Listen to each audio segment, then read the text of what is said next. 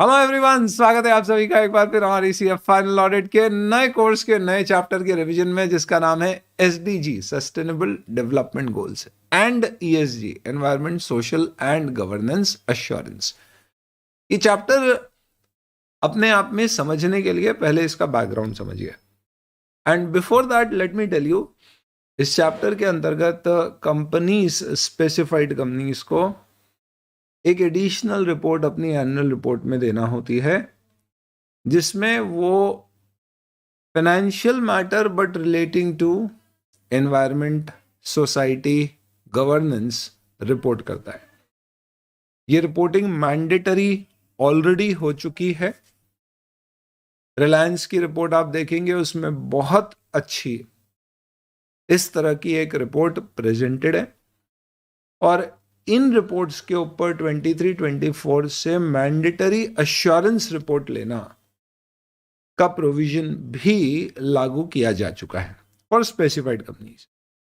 And assurance कौन देगा? तो it can be a chartered accountant also, and that is the context why now this chapter has been introduced in the new course, because now a chartered accountant may be asked by these top-notch companies on whom such reporting is applicable to give an assurance on such reports.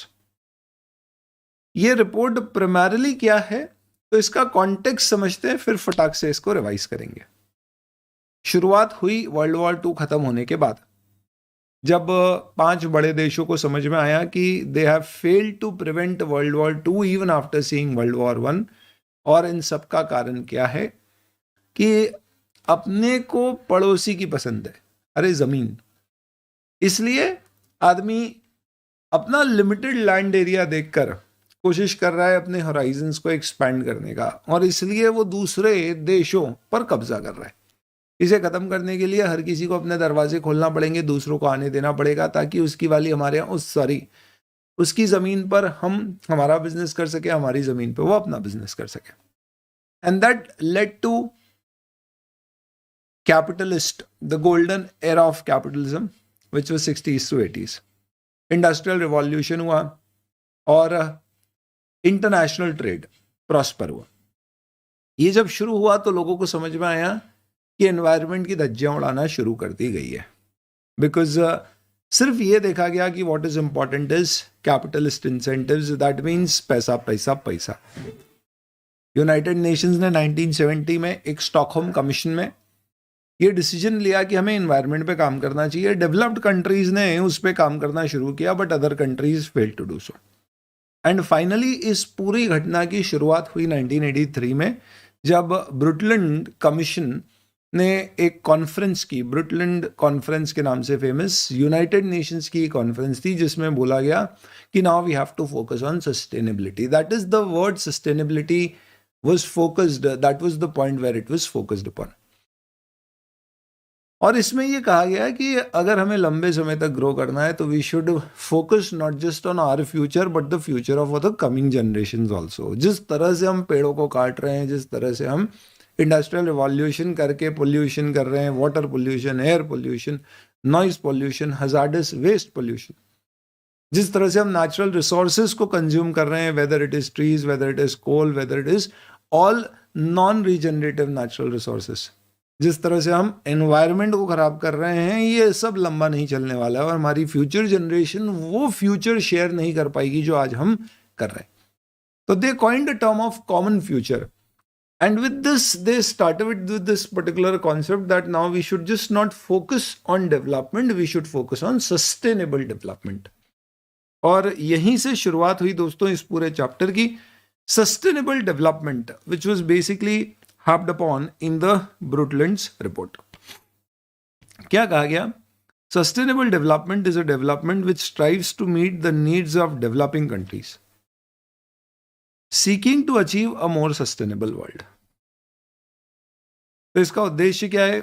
Developing countries की need है grow करना, और हमारी need है कि हमें एक sustainable world चाहिए।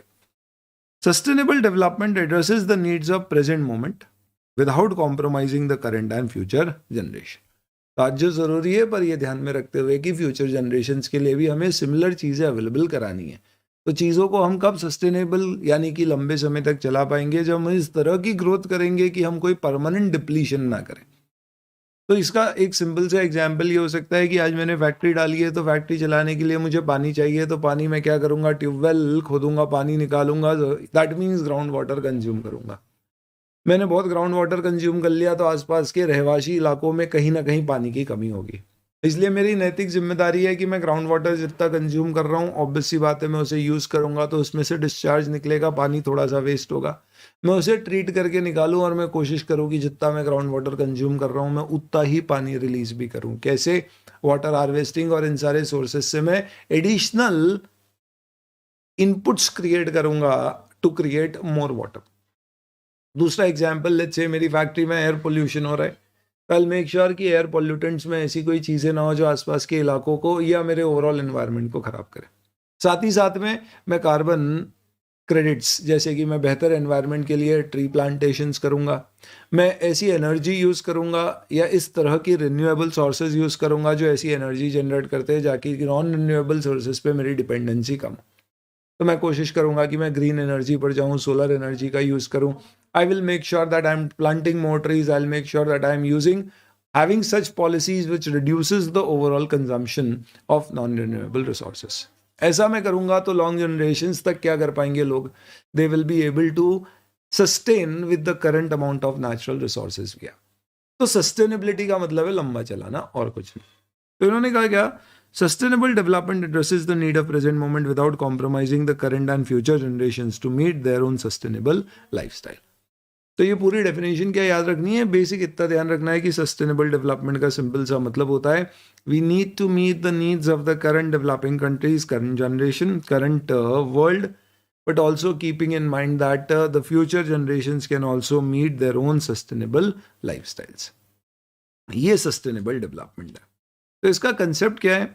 It is basically relating to development of product, goods and services to meet the present needs without compromising the need of future generation। That is one and the same thing coined in different languages। Sustainability के लिए 3 pillars define किए गए कि हमें लंबे समय तक चलना है तो हमें एनवायरनमेंट, हमें सोशल और हमें गवर्नेंस मैटर्स पे ध्यान देना पड़ेगा। And social would mean society, governance would mean कि आपके बिजनेस में अगर आप एक आर्टिफिशियल लीगल एंटिटी है तो इंश्योर करें कि जो आपके बिजनेस को चला रहे हैं और जो उसके स्टेक होल्डर्स हैं यानी इन्वेस्टर्स हो गए, कस्टमर्स हो गए, एम्प्लॉयज़ हो गए, इन सब का ध्यान रखा जाए। सबके लिए आपको ग्रोथ करनी है। In fact you have to keep in mind everybody and not just limited set of controlling shareholders. तो ये 3 चीज़ों पे काम करके हम सस्टेनेबल डेवलपमेंट क्या कर सकते हैं, मैनेज कर सकते हैं, अचीव कर सकते हैं। तो ESG और SDG में क्या रिलेशनशिप है? आप ये बोल सकते हो सस्टेनेबल डेवलपमेंट हमें करना है और ये करने के लिए हमें 3 चीज़ों का ख्याल रखना है, environment, society, social and governance का। तो अब ये ESG रिपोर्टिंग क्या है? आगे आप देखेंगे this chapter has a lot of content which is not really very well presented, but आपको अगर मैं एक सारांश दूं क्योंकि कॉन्टेक्स्ट समझ में आएगा तो बहुत इजीली आप चैप्टर को ना सिर्फ पढ़ पाओगे, याद भी रख पाओगे। कॉन्टेक्स्ट इज ESG रिपोर्टिंग आज की तारीख में कैसे करना है। तो ये सब यूनाइटेड नेशंस ने टोटल 17 SDGs दिए हैं, सस्टेनेबल डेवलपमेंट गोल्स। ये पूरा चैप्टर उन 17 सिद्धांतों के ऊपर बेस्ड है। In fact, before we start with this particular revision, let's focus on these 17 SDGs। United Nations ने इन 17 सस्टेनेबल डेवलपमेंट गोल्स पर काम करने के लिए कहा है और they have created a UN agenda 2030 by which और by when they want United Nation member countries to make substantial progress relating to these 17 matters. तो what are SDGs? In 2015, this were adopted by all the United Nations member states। ये 17 SDGs are considered as urgent call by action for all the countries कि immediately सबको काम करना है and within 15 years we have to make substantial achievement in this। Basic purpose इसका क्या है? गरीबी कम करना, इनफैक्ट ख़त्म करना एक्सट्रीम पॉवर्टी, हेल्थ एजुकेशन बेहतर करना, इनइक्वालिटी कम करना, economic growth, climate change plus protection of the environment. ये 17 अपन सारे डिस्कस करेंगे। ये की रोल प्ले करेगा in the United Nation system of implementation of 2030 agenda and advocacy and outreach. Activities relating to the sustainable development goals. इसका घुमा फिरा के मतलब ये है कि अब हमने एक आउटलाइन बना दी है कि इन 17 एरियाज पे सारी कंट्रीज जो यूएन का पार्ट है उनको काम करना है। क्या हमें ये याद रखना चाहिए? आई डोंट नो, ये कि पूछ लेंगे 17 एसडीजीज बताओ, बट वेरी इंपॉर्टेंट है, इसलिए आप ध्यान तो कर ही लो, नए में कोई भरोसा नहीं है। और अगर ध्यान रखोगे तो आपको इसे सीरियल नंबर वाइज ध्यान रखना है, क्योंकि ये 17 SDGs serial number wise defined है और इनका सब जगह रेफरेंस सीरियल नंबर वाइज आता है SDG 6। तो आप जाके ChatGPT भी सर्च करोगे SDG 6 to 10 ऑफ UN बताओ, तो वो बाकायदा सेम यही 6 से 10 बताएगा जो यहाँ दिए गए। तो ये किससे रिलेटेड है, सिंपल ध्यान रखने पे अपने को याद रखने की कोशिश करते हैं। पहला SDG आपका क्या है? No poverty. तो आप तो इसको ऐसा समझो कि अपने को गरीबी हटाना है। गरीबी हटाएंगे तो उससे क्या होएगा? लोगों को खाने को मिलेगा, तो जीरो हंगर उससे रिलेटेड अगला हो गया। खाने को मिलेगा तो फिर उससे क्या होगा? हेल्थ बेहतर होगी। उसके बाद इनको पैसा मिलेगा, गरीबी हटेगी, पैसा मिला तो किस पे लगाएंगे? पढ़ाई में लगाएंगे, तो इसका मतलब एजुकेशन बढ़ेगा।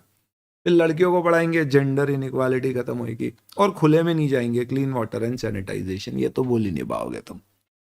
ये शुरू के 5 ऐसे याद हो गए, सॉरी शुरू के 6 ऐसे याद हो गए। अब अगले 6 पे आते हैं। तो यहाँ के लिए अपने को क्या हो गया? बेसिकली ये गरीबी रिलेटेड हो गया।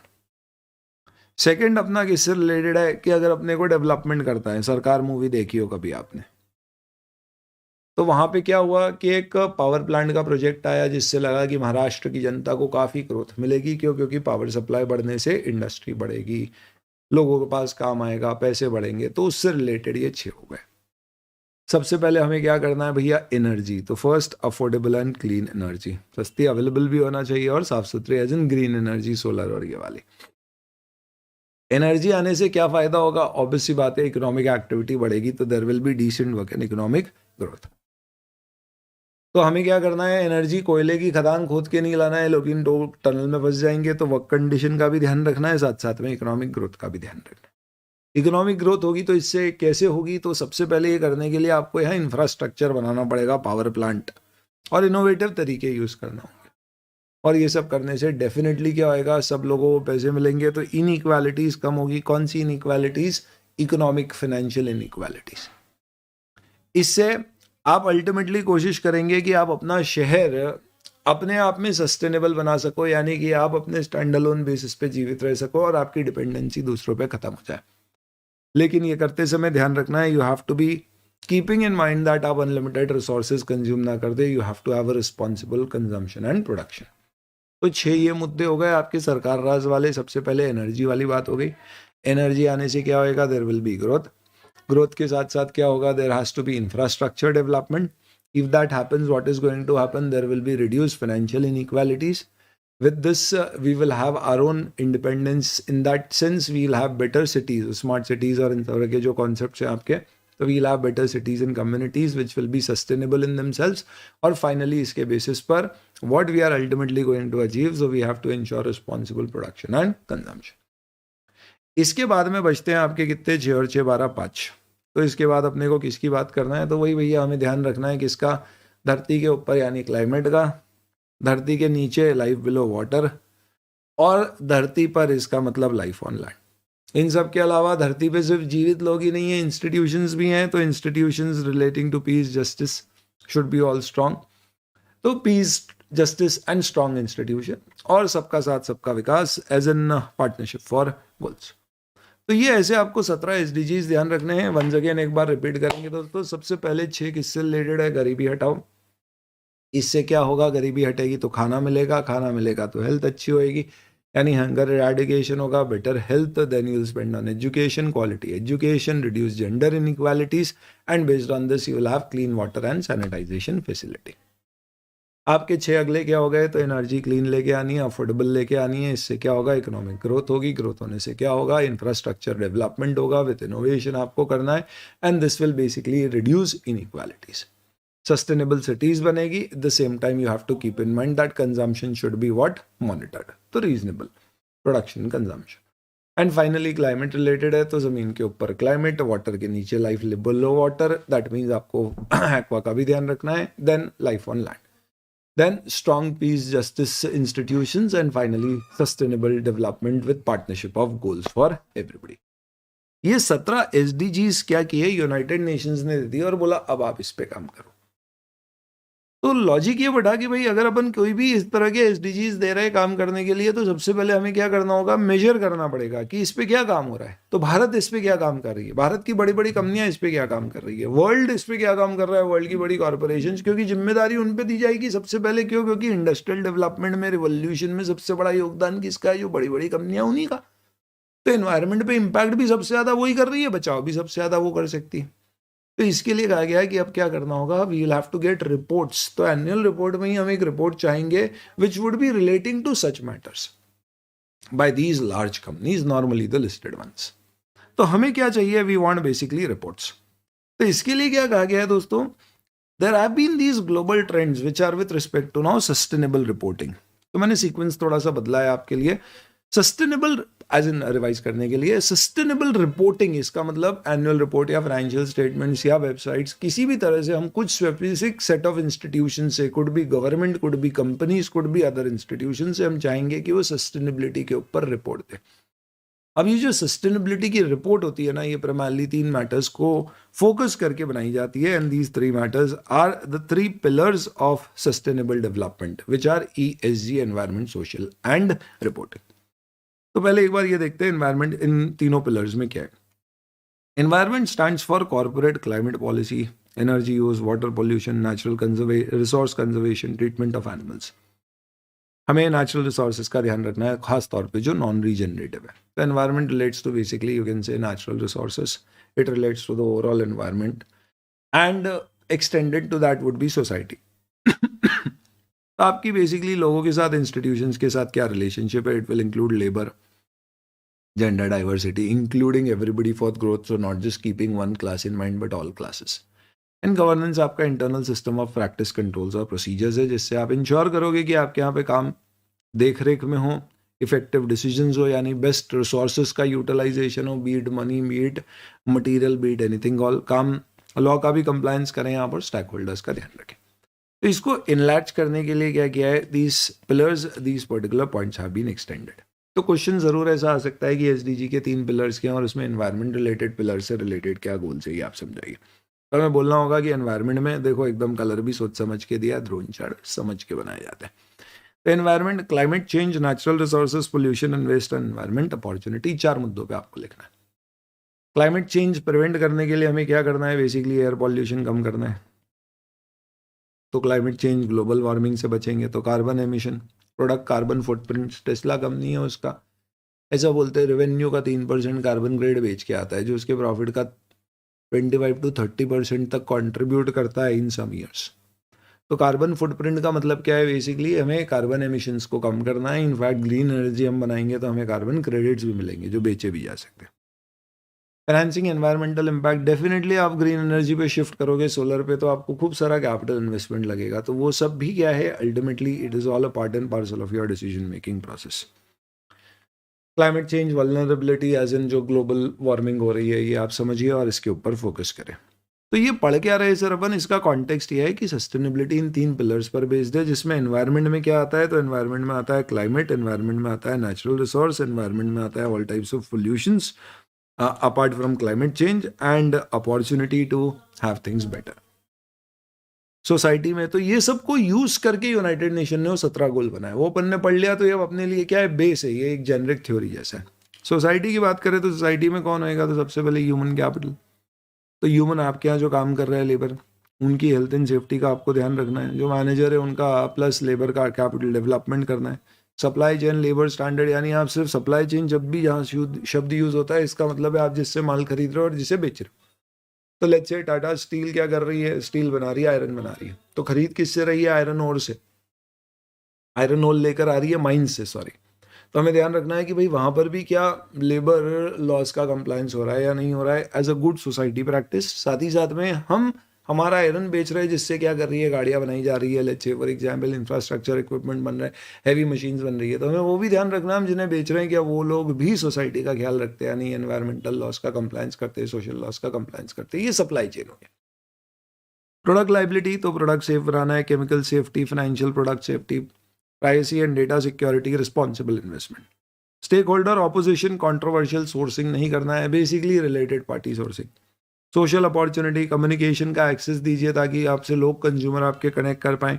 Access to finance should be made available easily in case particularly if you are into banking financial services. तो आपको ये रिस्पॉन्सिबिलिटी कि आप सोसाइटी को क्या करें, across sustainable development, inclusive growth, सब जगह फाइनेंस अवेलेबल करें. Nutrition and health, if you are relating to an industry where you can impact nutrition health as in food products और ये बना रहे हो, तो ये आपके लिए इंपॉर्टेंट है. तो ये डिपेंड करेगा आप किस नेचर की इंडस्ट्री में. And then governance, board diversity. तो board diversity is basically what, आपकी वुमेन इंक्लूजन, फीमेल्स कितनी हैं आपकी बोर्ड में. एग्जीक्यूटिव पे ऐसा तो नहीं है एक्स्ट्रॉर्डनरी पे दे रहे हो आप अपने सीईओज को, मैनेजिंग डायरेक्टर्स को, और also the major owners of the company.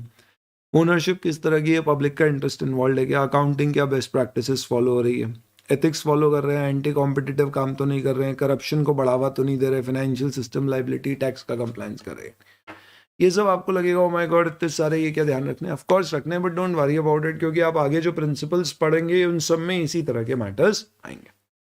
चलिए, तो ESG रिपोर्टिंग का बेसिक ऑब्जेक्टिव क्या है. It is all about disclosing information, data and matrix. Matrix का मतलब क्या है कि इस तरह के फैक्टर्स कि भैया हमने इस साल इतना वाटर कंज्यूम किया, पर इतना वाटर हमने क्या किया, क्लीन वाटर बना के डिस्चार्ज किया, तो नेट हम वाटर का इतना कंजम्पशन कर रहे हैं, पॉजिटिव नेगेटिव. आप रिपोर्ट देखिए, वेदांता की रिपोर्ट देखो तो उन्होंने रिपोर्ट में लिख रखा है कि 2030 तक हम हमारा कार्बन एमिशन 30% रिड्यूस कर देंगे, 2050 तक हमने प्लान किया है कि हम कार्बन पॉजिटिव कंपनी बन जाएंगे. इस तरह की बात है.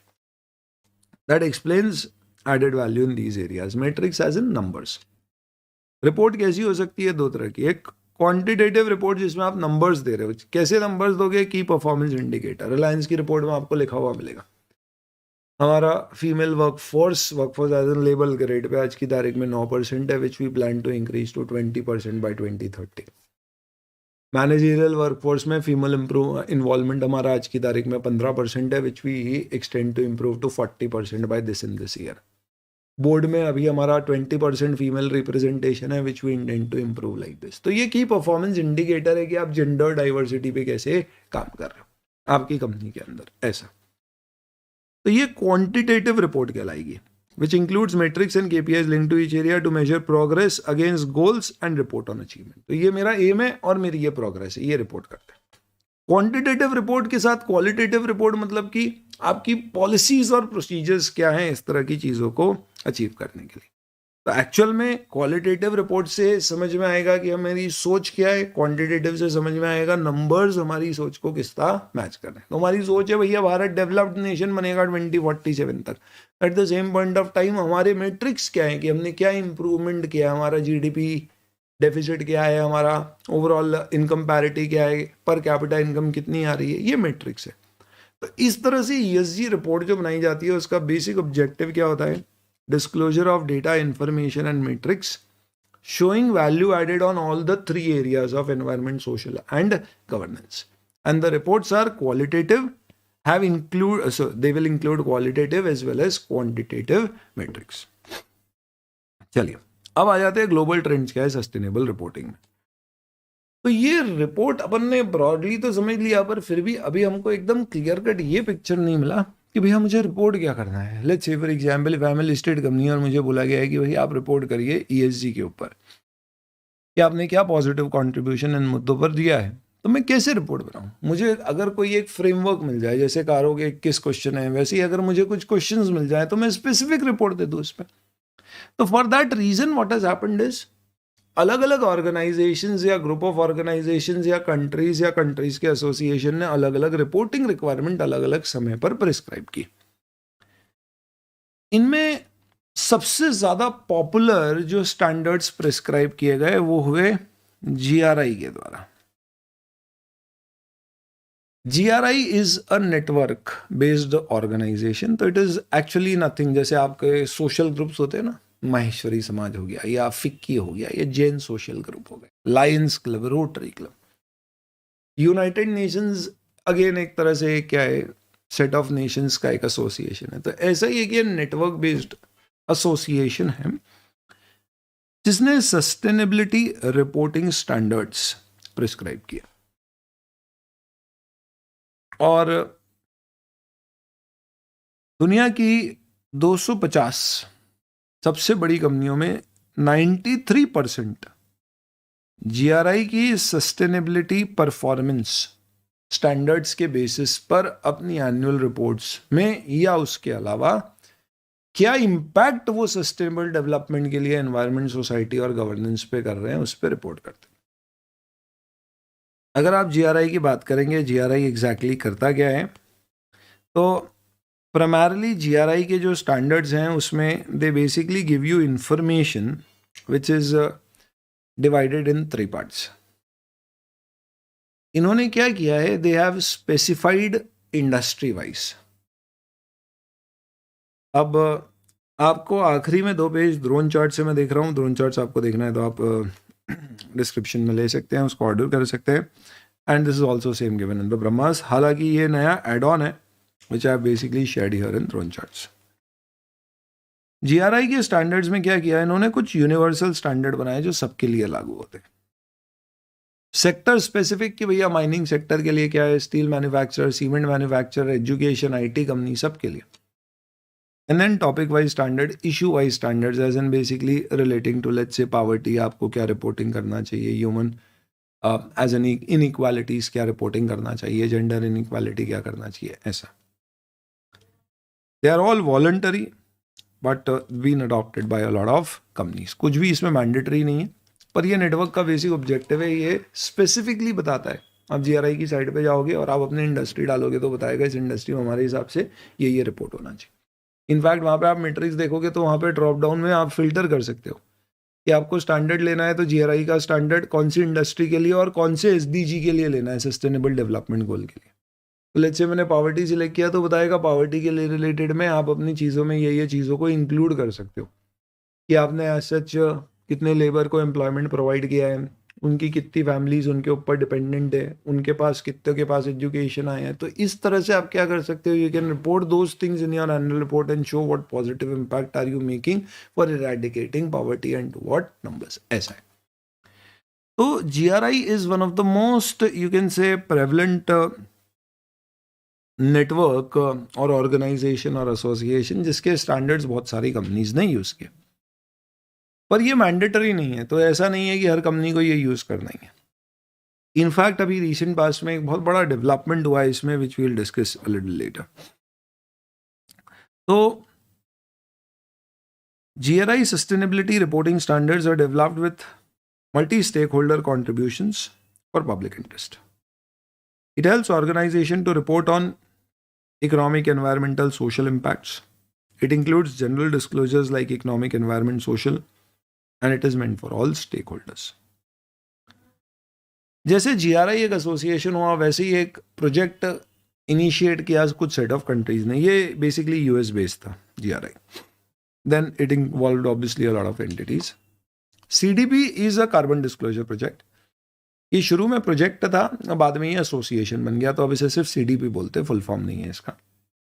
इसका एक ही मंत्र था, you can not improve it if you can not measure it. तो आप सबसे पहले आप कितना कार्बन एमिशन कर रहे हो। कार्बन एमिशन क्या होता है, basically you have these green house gases जिसको आप एमिट करते हो, तो ये आपके एनवायरनमेंट से रात को जब आपका धरती ठंडी हो जाती है, क्योंकि सारी गर्म गैस ऊपर उड़ जाती है, तो ये जो कार्बन डाइऑक्साइड और इस तरह की कुछ गैस होती है ये पूरी तरह से बाहर दही जाती है, जिस कारण से ये अर्थ में रुक जाती है और इसलिए माहौल को गर्म रखती है, जो ज़रूरी भी है। पर अगर ये ज़्यादा रुकने लग गई तो गर्मी बढ़ जाती है ग्रीन हाउस गैसेज से।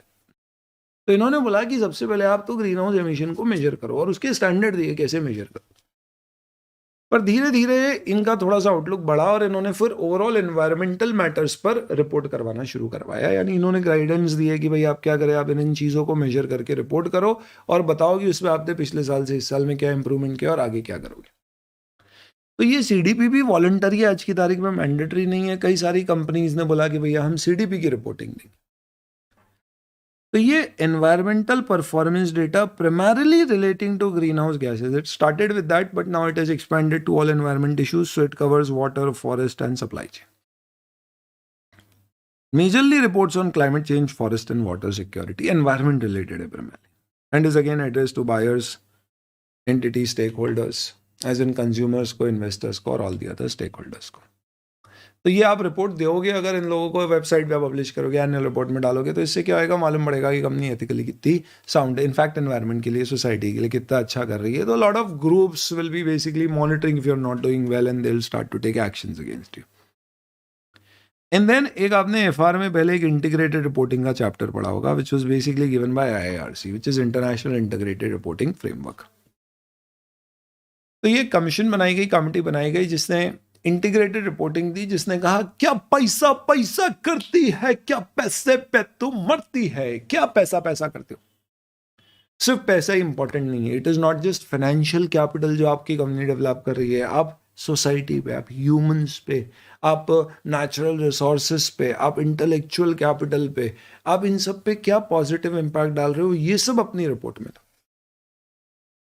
तो इन्होंने एक इंटीग्रेटेड रिपोर्टिंग का फ्रेमवर्क प्रिस्क्राइब किया जिसमें कहा कि you should report on 6 capitals and not just financial capital and show how positively are you making impact on this. देखो ये सब अपन सीईओ के पढ़ रहे तो अब देखो लग रहा है यार ये कहाँ पे एनुअल रिपोर्ट में मैंने ऑडिट किया है। तो आप इसे सबसे पहले एक चार्टर्ड अकाउंटेंट की तरह मत सुनो चैप्टर को, आप कैसे सुनो कि आप एक कंपनी हो जिस कंपनी की फाइनेंशियल रिपोर्ट, एनुअल रिपोर्ट और रिलेटेड डिस्क्लोजर्स आपको देना है, और उसके लिए अब आपको जानना है कि मुझे क्या क्या चीज़ें डिस्क्लोज करना है। फिर आखिरी में पढ़ेंगे कि इसमें से क्या क्या चीज़ें ऑडिट होती हैं। तो इन्होंने क्या किया, इन्होंने बोला कि एक रिपोर्ट बनाई जाए जिसमें एक ऑर्गेनाइजेशन का पहले ओवरव्यू दिया जाए, गवर्नेंस स्ट्रक्चर बनाया जाए, क्या बिजनेस मॉडल है आपका, आपके बिजनेस में क्या रिस्क और अपॉर्चुनिटी है, स्ट्रैटेजी क्या है आपकी काम करने की, परफॉर्मेंस कैसा, आउटलुक कैसा है। और हर जगह इन्होंने एक लॉजिक दिया, where we are, where we ought to be, how will we be there. तो आज हम यहाँ पर हैं, हमारा ये उद्देश्य है और वहां तक कैसे पहुंचेंगे। ऐसा आप 6 कैपिटल के ऊपर रिपोर्ट करिए। अब ये 6 कैपिटल क्या है जो इंटीग्रेटेड रिपोर्टिंग में आते थे और क्या आज भी इंटीग्रेटेड रिपोर्टिंग मैंडेटरी है। आप आज भी उठा के देखेंगे भारत की लिस्टेड कंपनीज की इंटीग्रेटेड एनुअल रिपोर्ट आपको मिलेगी, आज भी इसकी रिपोर्टिंग मैंडेटरी है। उस पर अभी मैं आता हूं। अभी आप देखिए सबसे पहले what are the 6 capitals which we are talking about. So integrated reporting talks about पहला पैसा, विच इज फाइनेंशियल कैपिटल। पैसे के बाद क्या मैटर करता है, ह्यूमंस। तो ये बोल दीजिए आप ह्यूमन कैपिटल। ह्यूमंस यानी कि आपके वर्कर्स हो गए एक तरह से, या मैनेजमेंट हो गया, बट इसके अलावा आप क्या इंटेलेक्चुअल कैपिटल होगी, साइंटिस्ट और उस तरह के लोग जो ज्ञानी व्यक्ति हैं जो इनोवेशन में आपको मदद करेंगे, that is intellectual capital. Plus आपके यहाँ के वर्कर्स और आपके यहाँ के टॉप मैनेजमेंट या ये जो ज्ञानी व्यक्ति हैं, इनके अलावा आप अपनी सोसाइटी को इम्पैक्ट करते हो, तो दैट इज सोशल कैपिटल। क्या सब कुछ पैसा और लोगों में ही छुपा हुआ है, हमारे एनवायरनमेंट का कुछ भी नहीं है? तो एनवायरनमेंट की बात करें तो एनवायरनमेंट में one we have basically the natural capital, the resources which we are using. पेड़ काट रहे हैं अगर हम प्लाईवुड बनाने के लिए, या डीजल निकाल रहे हैं हम, तेल क्रूड ऑयल निकाल रहे हैं हम तेल बनाने के लिए, या पानी निकाल रहे हैं फैक्ट्री चलाने के लिए, ये नेचुरल कैपिटल। तो इसमें हमने क्या इम्पैक्ट डाला है। और manufactured capital which is nothing but infrastructure, machines, plant and equipment. तो इसने क्या बोला, आप अपनी 6C की रिपोर्ट ऐसी बनाओ जिसमें आप एक काम करो, जैसे आप बताते हो ना ये हमारा P&L है, ये हमारे प्रॉफिट्स है, वैसे आप ये भी बताओ कि आपने इस साल कितना इंफ्रास्ट्रक्चर डेवलपमेंट किया, कितनी मशीन्स खरीदी, कितना कैपिटल इन्वेस्टमेंट किया। आप ये भी बताओ नेचुरल रिसोर्सेज आपने कितने कंज्यूम किया और उसमें क्या कॉन्ट्रीब्यूट किया, पेड़ कितने काटे, कितने लगाए। आप ये भी बताइए कि आपके यहाँ पे कितने एम्प्लॉयज़ हैं, उनको क्या आप एवरेज सैलरी देते हो, आपका लेबर टर्नओवर रेशियो क्या है, ताकि लोगों को समझ में आए कि आपके यहाँ वर्क लाइफ बैलेंस क्या है, कोई सेफ्टी हैजार्ड्स तो नहीं हुए हैं, कोई डेथ तो नहीं हुई है, ये सारी चीज़ें भी रिपोर्ट करो। सोशल कैपिटल, आपने सोसाइटी पे क्या पॉजिटिव इम्पैक्ट डाला है, नेगेटिव इम्पैक्ट डाला है। तो जैसे आईटीसी सिगरेट मैन्युफैक्चरिंग कंपनी थी to a large number of years, 2011 से वही रिपोर्ट करती है और वो बताती है कि हम किस तरह से, ट्रिपल बॉटम लाइन बोलते हैं वो लोग, कि हम किस तरह से फाइनेंशियल, सोशल और एनवायरमेंटल मैटर्स पर पॉजिटिव इम्पैक्ट क्रिएट कर रहे हैं। तो ये करके वो क्या बता रहे हैं, इनडायरेक्टली आपको समझा रहे हैं एक चीज़ कि भाई देखिए हमारी कंपनी बहुत तरह से सोसाइटी का वेलफेयर कर रही है। तो बताती है हमने इतने एम्प्लॉयमेंट जनरेट किए, हमने इतनी एवरेज सैलरी दी, हमने इतनी फैमिलीज को सपोर्ट किया। देन इंटेलेक्चुअल कैपिटल में आप रिलायंस की रिपोर्ट पढ़ोगे तो उसमें लिखा हुआ मिलेगा हमने इस साल इतनी पेटेंट रजिस्टर करी, इतनी टेक्नोलॉजी हमने बनाई है, इतनी नई टेक्नोलॉजी हमने इंडिया में अडॉप्ट करी, ऐसी चीज़ें।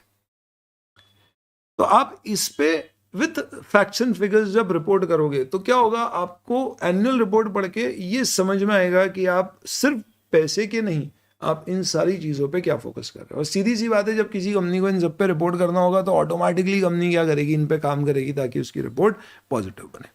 तो let's talk about integrated reporting की 6 कैपिटल। अभी एफआर से हटा दिया गया है तो उसका ये अंश ऑडिट में आ गया। फाइनेंशियल कैपिटल, क्या फूल ऑफ फंड्स अवेलेबल है ऑर्गेनाइजेशन के पास और कहाँ से आए primarily. Then manufactured capital which is nothing but infrastructure, P, P समझ लो आप। तो कितने आपके पास for production of goods, rendering of services like building, equipment, infrastructure, plus आपने road development, water treatment plant, bridges construction, इन सब में क्या मदद करी। आप अगर इंफ्रास्ट्रक्चर कम नहीं हो तो आपका बिजनेस ही होगा, या अदरवाइज आप अपनी सोसाइटी आसपास के रहवासी इलाकों में ये सब करते होंगे। नेचुरल कैपिटल आपके यहाँ पे एज एन इनपुट यूज होती है, क्या स्टील प्लांट है तो आयरन और यूज करते हो, पावर प्लांट है तो कोयला यूज करते हो। तो क्या क्या यूज होता है, कैसे आप इसे पॉजिटिवली और नेगेटिवली इम्पैक्ट कर रहे हो। इसमें water, land, mineral, forest, biodiversity, eco health system है। आपका एक भी थोड़ा भी इंटरेस्ट हो तो ये लेक्चर सुनने के बाद आप कोई भी एक एनुअल रिपोर्ट उठा के, रिलायंस की बहुत अच्छी उठा के पढ़िएगा आप, उसमें ये रिपोर्ट आपको बहुत चीज़ें अच्छे से रिलेट होगी तो अच्छे से लिख भी पाओगे आप। देन फाइनेंशियल कैपिटल हो गया आपका, मैन्युफैक्चर्ड कैपिटल हो गया, उसके बाद में let's come to natural capital हो गया, तो ह्यूमन कैपिटल पे आते हैं। This is basically people skill, experience, capacity, motivation. आपको क्या बताना है, एक तो आपके एम्प्लॉयज़ कितने हद तक ऑर्गेनाइजेशन के ऑब्जेक्टिव से अलाइंड है, ये कैसे पता पड़ेगा, लेबर टर्नओवर रेशो और इन तरह की चीज़ों से। वो कैसे आपकी ऑर्गेनाइजेशन स्ट्रैटेजी को समझते हैं। तो बेसिकली आपकी एम्प्लॉय फोर्स कितनी स्ट्रांग है आपके लिए, वो आपको किसी मैट्रिक से समझाना है। लॉयल्टी, मोटिवेशन, प्रोसेसेस क्या है उनके।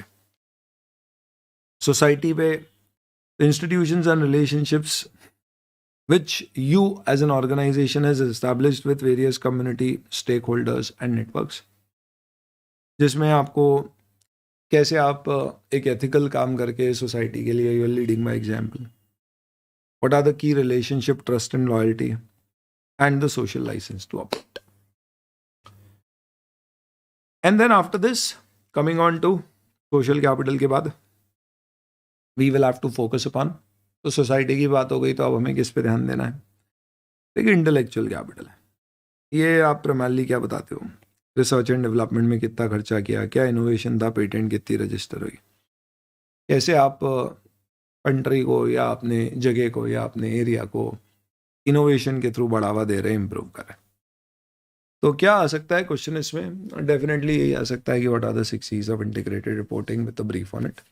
घुमा फिरा के पूछेंगे कि एक कंपनी है जो लिस्टेड है, चाहती है इंटीग्रेटेड रिपोर्ट देना, बट उसका ऐसा मानना है कि हमें इसमें सिर्फ फाइनेंशियल कैपिटल रिपोर्ट करना है, कमेंट तब बोलेगे नहीं आपको 6 C's पे रिपोर्ट करना है, और फिर छोटा छोटा आपको सब पे एक्सप्लेनेशन देना होगा। कॉन्टेक्स्ट ध्यान है तो ये पॉइंट्स आप लिख सकते हैं। ऑब्वियसली बात है, you will have to include keywords in your answer. आप सोशल कैपिटल लिख रहे हो तो आपको डेफिनेटली लिखना पड़ेगा कि सोशल कैपिटल में हम लीडिंग बाय एग्जांपल, ऐसे याद रखना है। तो कैसे हम एथिक्स और वैल्यूज़ के थ्रू, हमारे बिहेवियर के थ्रू सोसाइटी को लीड कर रहे हैं, जिससे हमें एक सोशल लाइसेंस टू ऑपरेट मिल रहा है, यानी सोसाइटी का एक्सेप्टेंस मिल रहा है, और हमारी क्या की रिलेशनशिप्स है, किसके साथ क्या लॉयल्टी है, हमारे कस्टमर्स की, हमारे एम्प्लॉयज़ की, सोसाइटी के आसपास के ग्रुप मेंबर्स की हमारे साथ। तो we have to quote these things. तो ये प्राइमरली आप देखोगे तो ये 3 मेजर ऑर्गेनाइजेशंस ने अलग अलग चीज़ों से प्रिस्क्राइब किया कि report beyond finances. GRI global reporting initiative, CDP, और तीसरा आपका IIRC। Then what happened is, ये चीज़ समझ में आएगी यार, अब ये 3 हो गए तो मैं किसकी बात सुनूं और कौन सी रिपोर्ट दूं, मैं इंटीग्रेटेड रिपोर्टिंग दूं ये दूं। तो कई कंट्रीज की गवर्नमेंट ने बोल दिया भैया इंटीग्रेटेड रिपोर्ट दो ये वाले फर्मे से, पर स्टैंडर्डाइज्ड रिपोर्टिंग ऑब्वियसली नहीं हो पाई। तो इसके लिए बोला गया कि यार चलो अपन क्या करते हैं, let us set up, come together and set up an institution so that we can have a comprehensive reporting system which is standard across. तो हमने कोलैबोरेट करना इन लोगों ने शुरू किया, और इसके साथ ही IFRS फाउंडेशन ने बोला कि अब हम क्या करेंगे, we will take care of this, और हम इसके ऊपर कंटेंट बनाएंगे और हम रिपोर्ट करेंगे। किसके ऊपर, तो we will basically give standards जो ESG के ऊपर रिपोर्ट करेगा। और इसने एक बोर्ड बनाई, ये जो भी अब जैसे ICI की बोर्ड होती है, ASB अकाउंटिंग स्टैंडर्ड बोर्ड, तो IFRS ने एक बोर्ड बनाई। अब इसी का रेलेवेंस होने वाला है, फ्यूचर इसी का है, इंटरनेशनल सस्टेनेबिलिटी स्टैंडर्ड्स बोर्ड। इसे काम दिया कि भाई तुम जितने लोगों ने जो बनाया है सब स्टडी करो और फिर तुम स्टैंडर्ड्स इशू करो। तो इसका काम है comprehensive global baseline of sustainability related disclosure standard देना कि भैया ये मिनिमम डिस्क्लोजर रिक्वायरमेंट है relating to sustainability which we expect from across the globe, as in anybody who is basically following IFRS or adopting IFRS or converging with them should give these kind of report. जब इन्होंने अपनी report बनाई, जब IFRS ने IASB का गठन किया तो IASB को स्पेसिफिकली बोला कि IASB तुमको GRI की बातें सुनना है, तुमको TCP ने जो जो चीजें दे रखी है, CDP ने कार्बन डिस्क्लोजर प्रोजेक्ट ने वो देखना है, तुमको IIRC को देखना है, प्लस इसके अलावा एक टास्क फोर्स बनाई गई 2015 में जिसने बोला कि आपका काम है कि आप देखो कैसे हम क्लाइमेट रिलेटेड मैटर को फाइनेंशियल से रिलेट करके डिस्क्लोज कर सकते हैं ताकि यूजर को और प्रिसाइज इंफॉर्मेशन मिले। रेगुलर क्लास आप लेक्चर देखोगे तो उसमें मैंने कुछ रिपोर्ट्स वगैरह आपके साथ शेयर किए दिखाने के लिए, बट अभी अपन रिवाइज करें तो क्विकली एक फाइनेंशियल स्टैंडर्ड बोर्ड ने इस तरह की एक टास्क फोर्स बनाई जिसका फुल फॉर्म है TCFD, task force for climate related finance disclosures. और इसने प्राइमरीली टारगेट किया कंपनीज को जो bank, insurance company, listed companies इस तरह की है जो बेसिकली फाइनेंशियल सेक्टर में इन्वॉल्व है कि कैसे उन्हें क्लाइमेट रिलेटेड डिस्क्लोजर्स देना है। तो क्लाइमेट डिस्क्लोजर स्टैंडर्ड बोर्ड बनाई गई इस कमेटी के द्वारा और इसका गोल था ऑर्गेनाइजेशंस को क्लाइमेट रिलेटेड रिस्क और अपॉर्चुनिटीज प्लस रिपोर्ट में एनवायरमेंटल इंफॉर्मेशन देने का। इसके लिए फिर इन्होंने एक वैल्यू रिपोर्टिंग फाउंडेशन बनाई as to what value are we adding to climate. ये एक नॉन प्रॉफिट ऑर्गेनाइजेशन था और ये जो वैल्यू रिपोर्टिंग फाउंडेशन था ये एक्चुअल में कुछ भी नहीं था, it was actually a merger of IIRC, integrated reporting, plus SASB, which is Sustainability Accounting Standard Board Foundation। तो ये दो बॉडीज को मर्ज करके VRF बनाया गया, वैल्यू रिपोर्टिंग फाउंडेशन।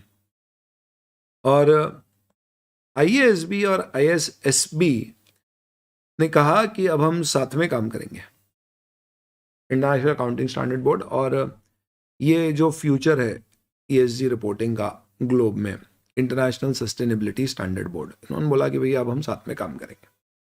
तो अब क्या हो गया, बॉडीज कौन कौन सी हो गई अगर अपन देखें टाइमलाइन के हिसाब से, तो IIRC मर्ज हो गई वैल्यू रिपोर्टिंग फाउंडेशन में, साथ ही साथ में ये जो आपका task force for financial disclosures climate related है ये आ गया और इन सब ने मिलकर क्या किया, ये दो बोर्ड बन गई CDSB और VRF। इन्होंने बोला अब हम बताएंगे।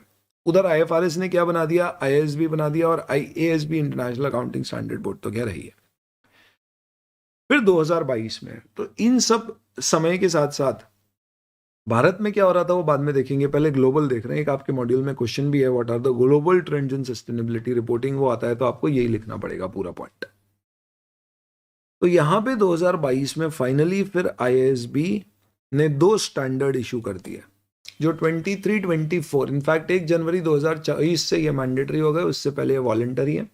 कोई भी अकाउंटिंग पीरियड 14-24 से शुरू हो रहा है तो ये मैंडेटरी स्टैंडर्ड है। दो स्टैंडर्ड इशू कर दिए इन्होंने, S1 और S2।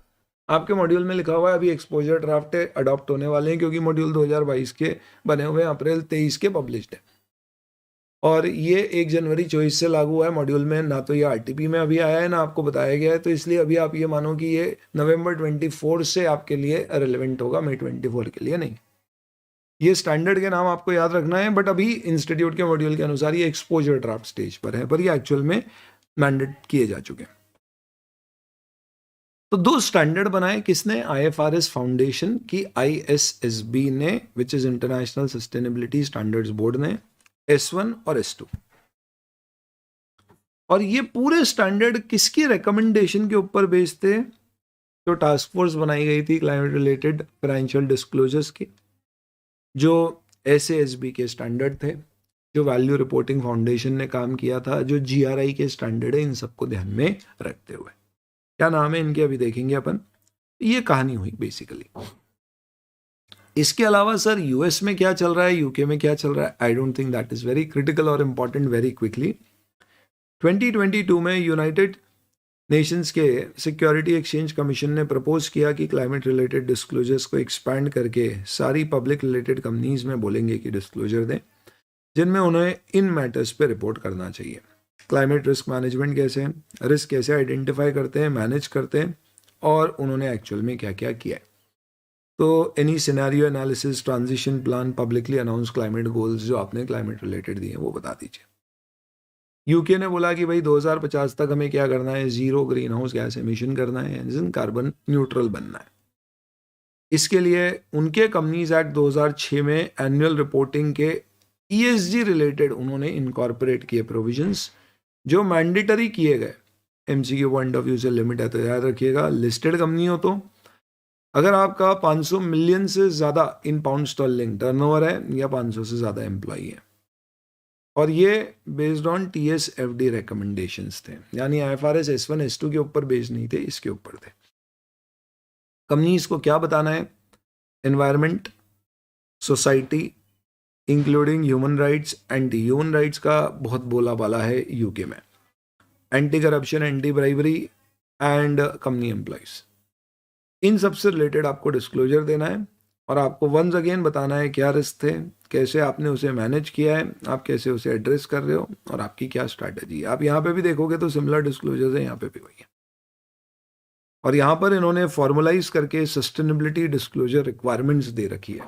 तो जो गोल्स हैं आपके 17, उनसे रिलेटेड इन्होंने SDRs बना रखे हैं यूके ने, और इसके ऊपर ये कंपनीज क्या करती है, रिपोर्ट करती है।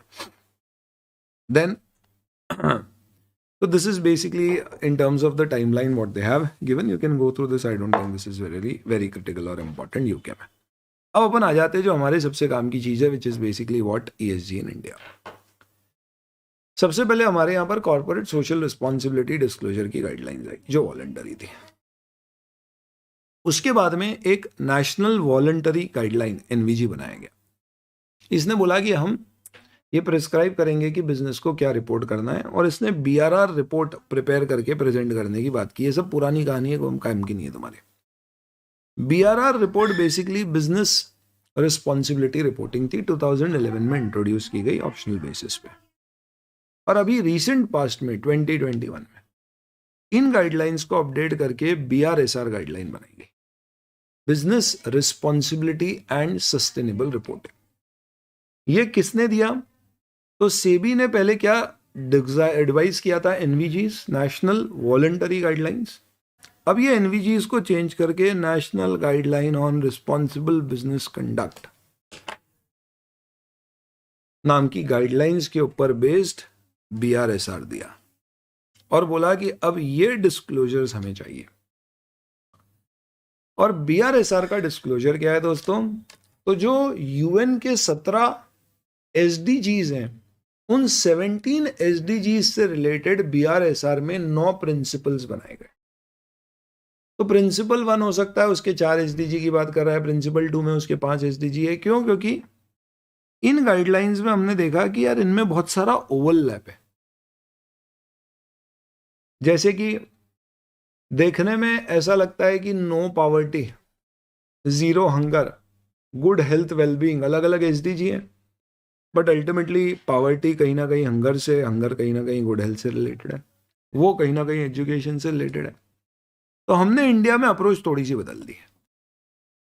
तो सेबी ने आज की तारीख में लिस्टेड एंटिटीज को ये कह रखा है कि दोस्त आपको क्या करना है, आपको SDGs पे रिपोर्ट नहीं देना है, आपको इन 9 प्रिंसिपल पे रिपोर्ट देना है।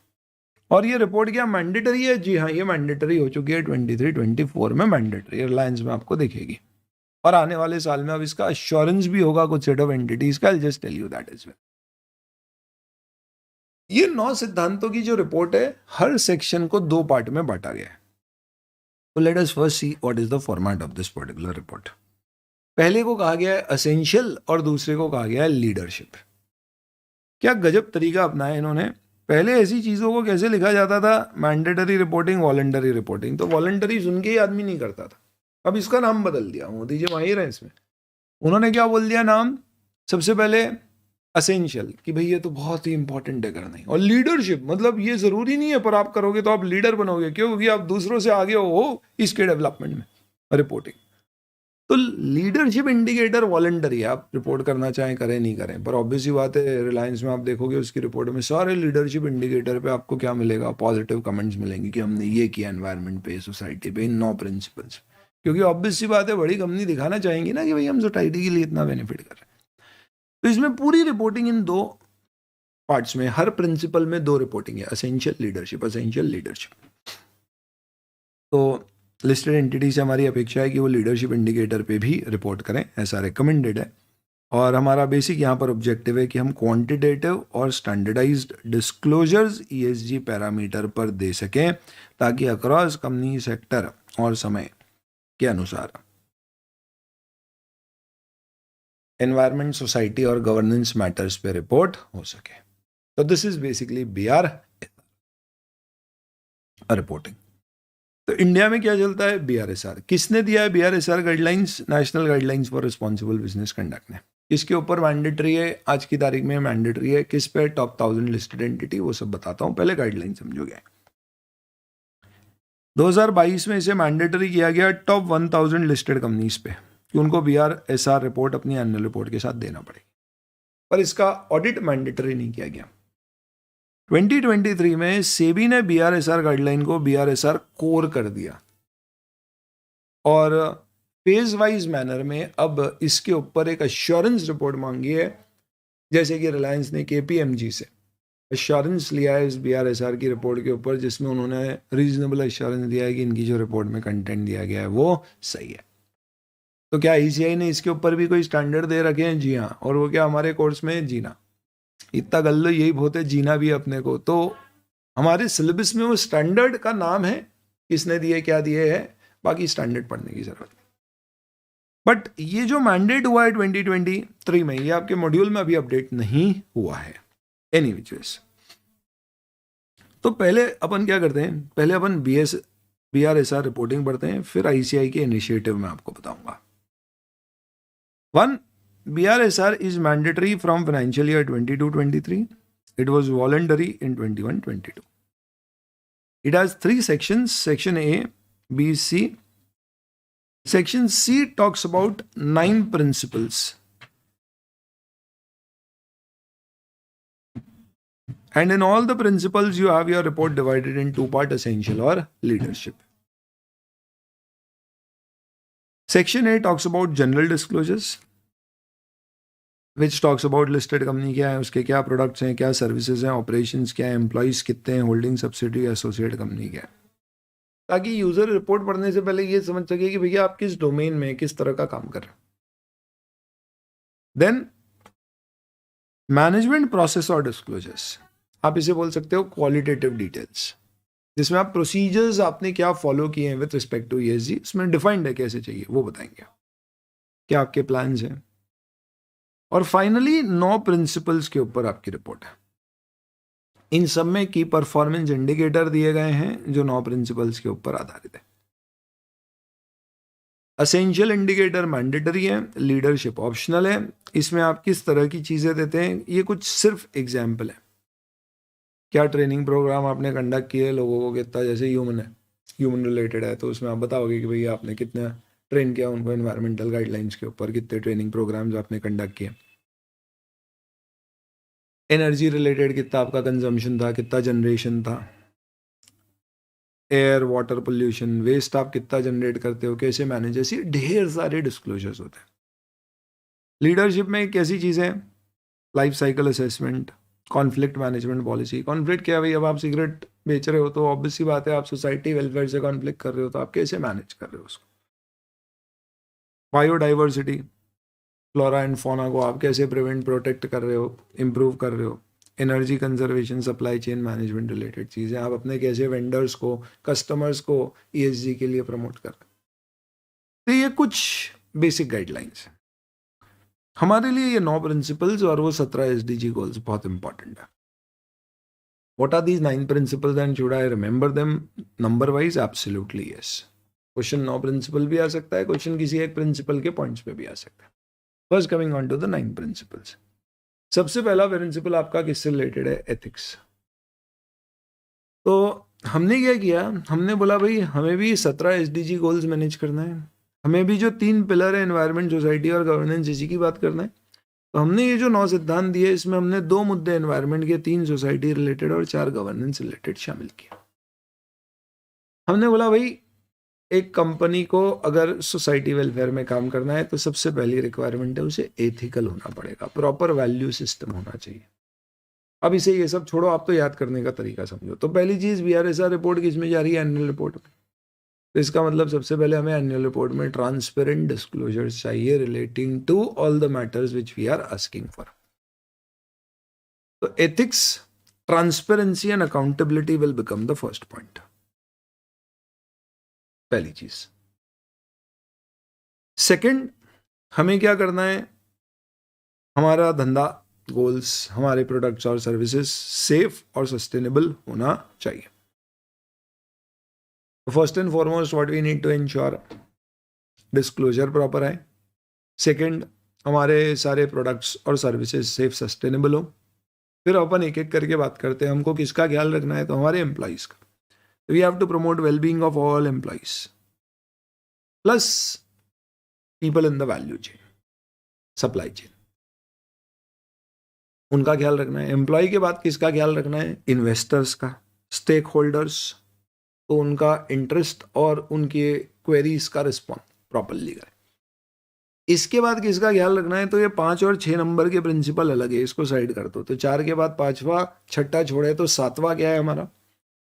सरकार का, यानी public regulatory policy. Regulatory matter पे जनता का, इस पे आपका क्या इम्पैक्ट है? और इन सब के बाद फिर आपको क्या ध्यान रखना है? कैसे आप इंक्लूसिव, इक्विटेबल और सबके लिए इंक्लूसिव डेवलपमेंट यानी growth for everybody whose connected with you. तो ऐसा नहीं है कि आपका सिर्फ ओनर ही कमा रहे हो और बाकी को आप क्या कर रहे हो? कटप्पा जैसे आप निचोड़ रहे हो। नहीं, आपको सबकी ग्रोथ देखनी। तो सर इस पूरे में कंज्यूमर तो भूल ही गया है, कंज्यूमर जाए आखिरी में। Provide value to the consumer in a responsible manner. तो देखो ये 9 में से अपन 7 याद रखने की कोशिश करते हैं, ठीक है? 4 बीच में 2 छूटेंगे, 5 और 6, अंगूठा दिखा दो 5-6 को और फिर 7 पे आ जाएंगे। तो सबसे पहले अपन शुरुआत करेंगे किससे? तो हमें याद रखने हैं टोटल 9, 4-5 छोड़ दिए। तो पहला हमारा क्या हो गया? Ethics, transparency, accountability, safe sustainable growth, products and services. फिर एम्प्लॉयज का ध्यान, वैल्यू चेन में जितने लोग हैं उनका ध्यान। उसके बाद में पब्लिक रेगुलेटरी बॉडीज का ध्यान, इनफैक्ट सही मायने में स्टेक होल्डर्स का ध्यान, उसका इंटरेस्ट, पब्लिक रेगुलेटरी बॉडीज का ध्यान। देन सस्टेनेबल, सबका साथ सबका विकास है 8वां पॉइंट आपका, इक्विटेबल ग्रोथ, इंक्लूसिव डेवलपमेंट। और इन सब के बाद में finally responsible towards our consumers. 2 जो बीच में आपके बच गए 5th और 6th नंबर के, वो क्या है? Human rights and environment. तो सोसाइटी और एनवायरमेंट रिलेटेड 2 पॉइंट। तो ये आपके 9 प्रिंसिपल है, ये ऐसे याद रखना है। अब एक एक करके सब पे बात करते हैं क्या है। Ethics, transparency and accountability. First, the focus area is business decision should be open to disclosure and accessible to relevant interested party.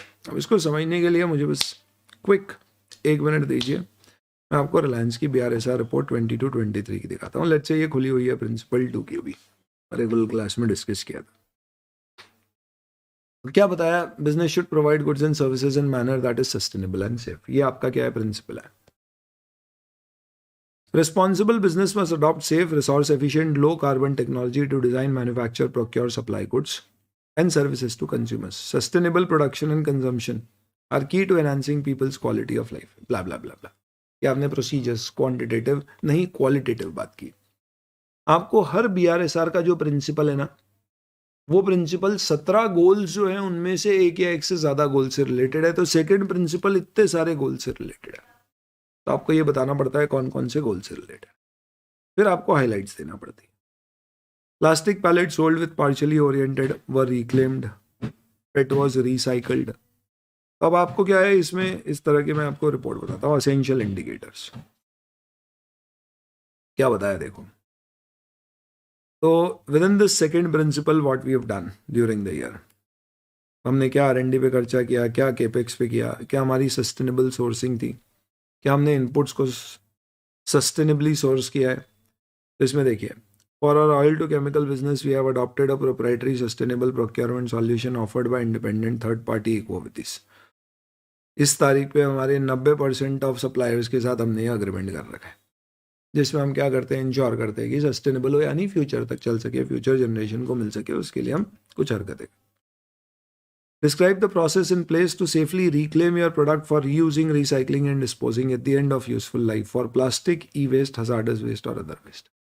ये 4 मुद्दों पे ये BRSR का जो रिपोर्ट का फॉर्मेट है ना, जैसे कारों में क्वेश्चंस होते हैं वैसे ही यहाँ पे भी इस तरह के पॉइंट्स दिए हुए हैं। ये सब डिफाइंड है उस रिपोर्ट में, हमें सिर्फ इसके सामने फिगर्स फिल करने। तो प्लास्टिक में हमने क्या किया, पेट रिसाइकलिंग करी, waste to road, waste to oil, ये सारी चीज़ें बताई, ई वेस्ट कैसे मैनेज किया, हजार्डस वेस्ट कैसे मैनेज किया। तो ये लाइन से क्वेश्चन है, इन सब के ऊपर आपको जवाब देने। हैविंग सीन दिस, अब आप देखिए थोड़ा सा रिलेट कर पाएंगे। ये सेकंड प्रिंसिपल बताया मैंने आपको अभी। Let us first start with the first principle. तो अपने को 9 प्रिंसिपल डिस्कस करना। तो थ्योरी चैप्टर थोड़ा लंबा है, बट अपने को कॉन्टेक्स्ट समझ में आएगा तो अपन थोड़ा आसानी से ध्यान भी रख पाएंगे। कोर एलिमेंट के entities governing the structure should develop policies, procedures and practices for offices, factories, work areas, ensuring ethics is not compromised. तो इस पहले पॉइंट का हाईलाइट क्या है, policies, procedures and practice for ethics. We have to give information and performance relating to policies, procedures, practices to stakeholders. तो ये जो हम पढ़ रहे हैं, ये पहला पॉइंट ट्रांसपेरेंसी, एथिक्स और अकाउंटेबिलिटी का है। इसको याद रखना है आपको। तो कैसे याद रखोगे, ऐसे ध्यान रखो। सबसे पहले क्या हमने एथिक्स के ऊपर पॉलिसी, प्रोसीजर, प्रैक्टिसेस डेवलप किए, ये पहला पॉइंट है। अगर डेवलप किए तो क्या हमने उसे प्रॉपरली डिस्क्लोज किया है, शेयर किया है हमारे जितने भी स्टेक होल्डर्स हैं, जो भी हमारी कंपनी में इन्वॉल्व हैं, ताकि वो लोग भी उसे फॉलो करें। थर्ड, अगर हमने किया है तो कोई वायलेशन आया है तो उसे प्लीज डिस्क्लोज करें, ट्रांसपेरेंट रहें, घबराए ना। कोई भी एथिकल नॉन कंप्लायंस हुआ है, जैसे कि हमने बोल रखा है कि भाई आप क्या करोगे, यू विल नॉट बाय, हमने हमारे सप्लायर्स को बोल रखा है कि आप कोई भी मटेरियल क्या नहीं करेंगे, you will not buy any goods from companies which are not carbon neutral, let's say for example. फिर भी वो खरीद रहे तो फिर हमें यहाँ पे मालूम पड़ेगा, तो फिर हम क्या करेंगे, उस सप्लायर से डिसएंगेज करेंगे। तो ऐसे कोई भी है तो उसे डिस्क्लोज करें। तो जो वैल्यू चेन में आपकी एंटिटीज़ हैं, वही जो आपके बाहर सप्लायर है, उन्हें भी आप इनकरेज करें कि आपका गवर्नेंस स्ट्रक्चर फॉलो करें, या खुद का बनाएं और उसे फॉलो करें, मैनेज करें। प्लस वैल्यू चेन में अगर कोई वायलेट कर रहा है तो आप उसके साथ क्या करें, करेक्टिव एक्शंस इनिशिएट करें। तो आपको क्या ध्यान रखना है, 9 प्रिंसिपल। पहला प्रिंसिपल क्या है, एथिक्स, ट्रांसपेरेंसी, अकाउंटेबिलिटी। उसमें क्या है, उसके अंदर 5 पॉइंट है। पहला पॉइंट क्या है कि क्या आपने policy, procedure, practice, ethical requirement से रिलेटेड डेवलप किया है। दूसरा, आपने उसे स्टेक होल्डर को कम्युनिकेट किया है। तीसरा, कोई वायलेशन है तो डिस्क्लोज करो। चौथा, वैल्यू चेन को बोलो कि आप लोग भी फॉलो करो, और उन्होंने कहीं कोई नॉन कंप्लायंस किया है तो उनके साथ प्रोएक्टिव एक्शंस लो और बात करो कि यार ऐसा मत करो। ये पहला प्रिंसिपल। सेकेंड, अब दोस्तों ये देखिए द्रोण चार्ट की खूबी क्या होता है, अपन किताब में पढ़ते हैं, दीज आर ऑल ऑब्वियसली बातें कई पेजेस पर। यहाँ पे आपको क्या, 2 पेज में पूरी समरी ऐसी दिख रही है, you will be able to relate, remember and also revise it easily. चलिए, safe and sustainable goals and services, जो रिलायंस का अपन ने अभी देखा। फोकस क्या है, good services operations should result in better life for consumer and users. Core element क्या है, जब आपका प्रोडक्ट इन हाउस डिजाइन हो रहा है तो आप प्रोडक्शन के क्या मेथड यूज़ कर रहे हैं और टेक्नोलॉजीज़ कैसी यूज़ कर रहे हैं, जिससे कि आपका रिसोर्स यूजेज मिनिमाइज हो और फ्यूचर जनरेशन्स के लिए अवेलेबल हो। तो यानी अगर आप मैन्युफैक्चरिंग एंटिटी हैं तो आपको इनपुट्स का मिनिमम यूजेज और सस्टेनेबल यूजेज कैसे कर रहे हो आप। Plus, how are you educating and awaring your consumers and clients about their rights. Plus, how are you taking measures to reduce over-exploitation of natural resources? तो ये किसके ऊपर है बेसिकली, सेफ, सस्टेनेबल गोल्स और सर्विस। 2 चीज़ें, एक मेरी input sourcing कैसे, और दूसरा आउटपुट किसके पास जा रहे हैं, मेरे कंज्यूमर के पास। तो मुझे कंज्यूमर को उनकी राइट्स के लिए अवेयर कराना है, तो वो मैं कैसे करा। And then finally, reduction of wastage, over exploitation. Principle 3, हमें एम्प्लॉयज और जो वैल्यू चेन में लोग हैं उनका वेलबींग पे ध्यान रखना है। तो entities initiative for benefit of employees, dignity, health, wellbeing. Big 4 पे अगर ये एप्लीकेबल हो जाए तो क्या मालूम कैसे रिपोर्ट करेंगे वर्क लाइफ बैलेंस। तो कोर एलिमेंट में क्या बताना है, बेसिक, सबसे बेसिक चीज क्या है आपकी ह्यूमन रिसोर्स से, कि आप रेगुलेटरी रिक्वायरमेंट बेसिक फुलफिल करो। वो बेयर मिनिमम है कि भाई आप पीएफ, ईएसआई, उसको जो आपको ग्रेचुइटी, ये सब बेनिफिट्स देना है, ये तो देना ही। फिर उसके सेल्फ रिस्पेक्ट की बात होगी। ध्यान रखना है कि आपको child labour, bonded labour, casual labour या जो इंटरेस्टेड नहीं है उनके साथ कम से कम रखना है। You have to promote work life balance. हा, बिग 4 जिंदाबाद। एक ऐसा एनवायरनमेंट बनाइए जो सेफ, हाइजेनिक, कंफर्टेबल हो। खास तौर पे ध्यान रखें sexual harassment, employ violence, child violence, इस तरह की चीज़ें, इनफैक्ट फीमेल वायलेंस, ये सब से प्रिवेंट कर सकें। प्लस उनका डेवलपमेंट, ट्रेनिंग, समय पर वेजेस देना, इंश्योर करना कि क्या वेजेस उनकी मीन्स को मीट करने के लिए सफिशिएंट है या नहीं है। तो ये पूरा लेबर रिलेटेड है। देन फोर्थ, स्टेक होल्डर्स से रिलेटेड क्या है, इंटरेस्टेड पार्टी और stake holders interest will include quality, environment, occupational health, safety. तो this is not just stake holder मतलब इन्वेस्टर, ऑल स्टेक होल्डर्स। तो एम्प्लॉय भी मेरे स्टेक होल्डर्स हैं, कंज्यूमर कस्टमर्स भी। इसके लिए हमें ट्रांसपेरेंट कम्युनिकेशन स्टेक होल्डर से करना है कि हमारे ऑपरेशंस का, बिजनेस डिसीजंस का उन पे क्या इम्पैक्ट हो रहा है, पॉलिसी डिसीजंस बताने, in the context of operation बताना है, इंटरेस्टेड पार्टी कौन कौन है और क्या बेनिफिट्स हमने उनके लिए क्रिएट किया, ऐसा ब्रॉड है। 5th और 6th बाद में देखेंगे। 7th, पब्लिक रेगुलेटरी पॉलिसी में हमारा क्या इम्पैक्ट है। तो क्या आपने BRSR के कोर एलिमेंट्स को होलिस्टिकली मीट किया है, आगे जाके आप क्या पॉलिसी फॉर्मुलेशन और पॉलिसी एडवोकेसी कर रहे हो with respect to ESG, utilise collective associations, आपका कोई ग्रुप आपने बनाया है और उसमें आप कुछ इस तरह की CSR या एक्टिविटीज कर रहे हैं, कैसे फेयर कंपटीशन प्रिवेंट कर रहे हैं, ह्यूमन राइट अब्यूसेस को आप प्रिवेंट कर रहे हैं। तो कैसे आप क्या चीज़ें बताओगे इस पर कि भाई हमारे यहाँ पे ह्यूमन राइट्स में एज एन मिनिमम लीव्स देने का हमारा जो सिस्टम है, एम्प्लॉय की हेल्थ चेकअप कराना, उनकी मेंटल हेल्थ की टेक केयर करना, इस तरह की चीज़ें। तो इनसे रिलेटेड हम क्या एक्शंस ले रहे हैं लार्ज स्केल पर, जिससे पब्लिक एट लार्ज पे हम या रेगुलेटरी बॉडी लेवल पर हम इसका इम्पैक्ट लेके आ रहे हैं, पॉलिसी चेंज लेकर आ रहे हैं।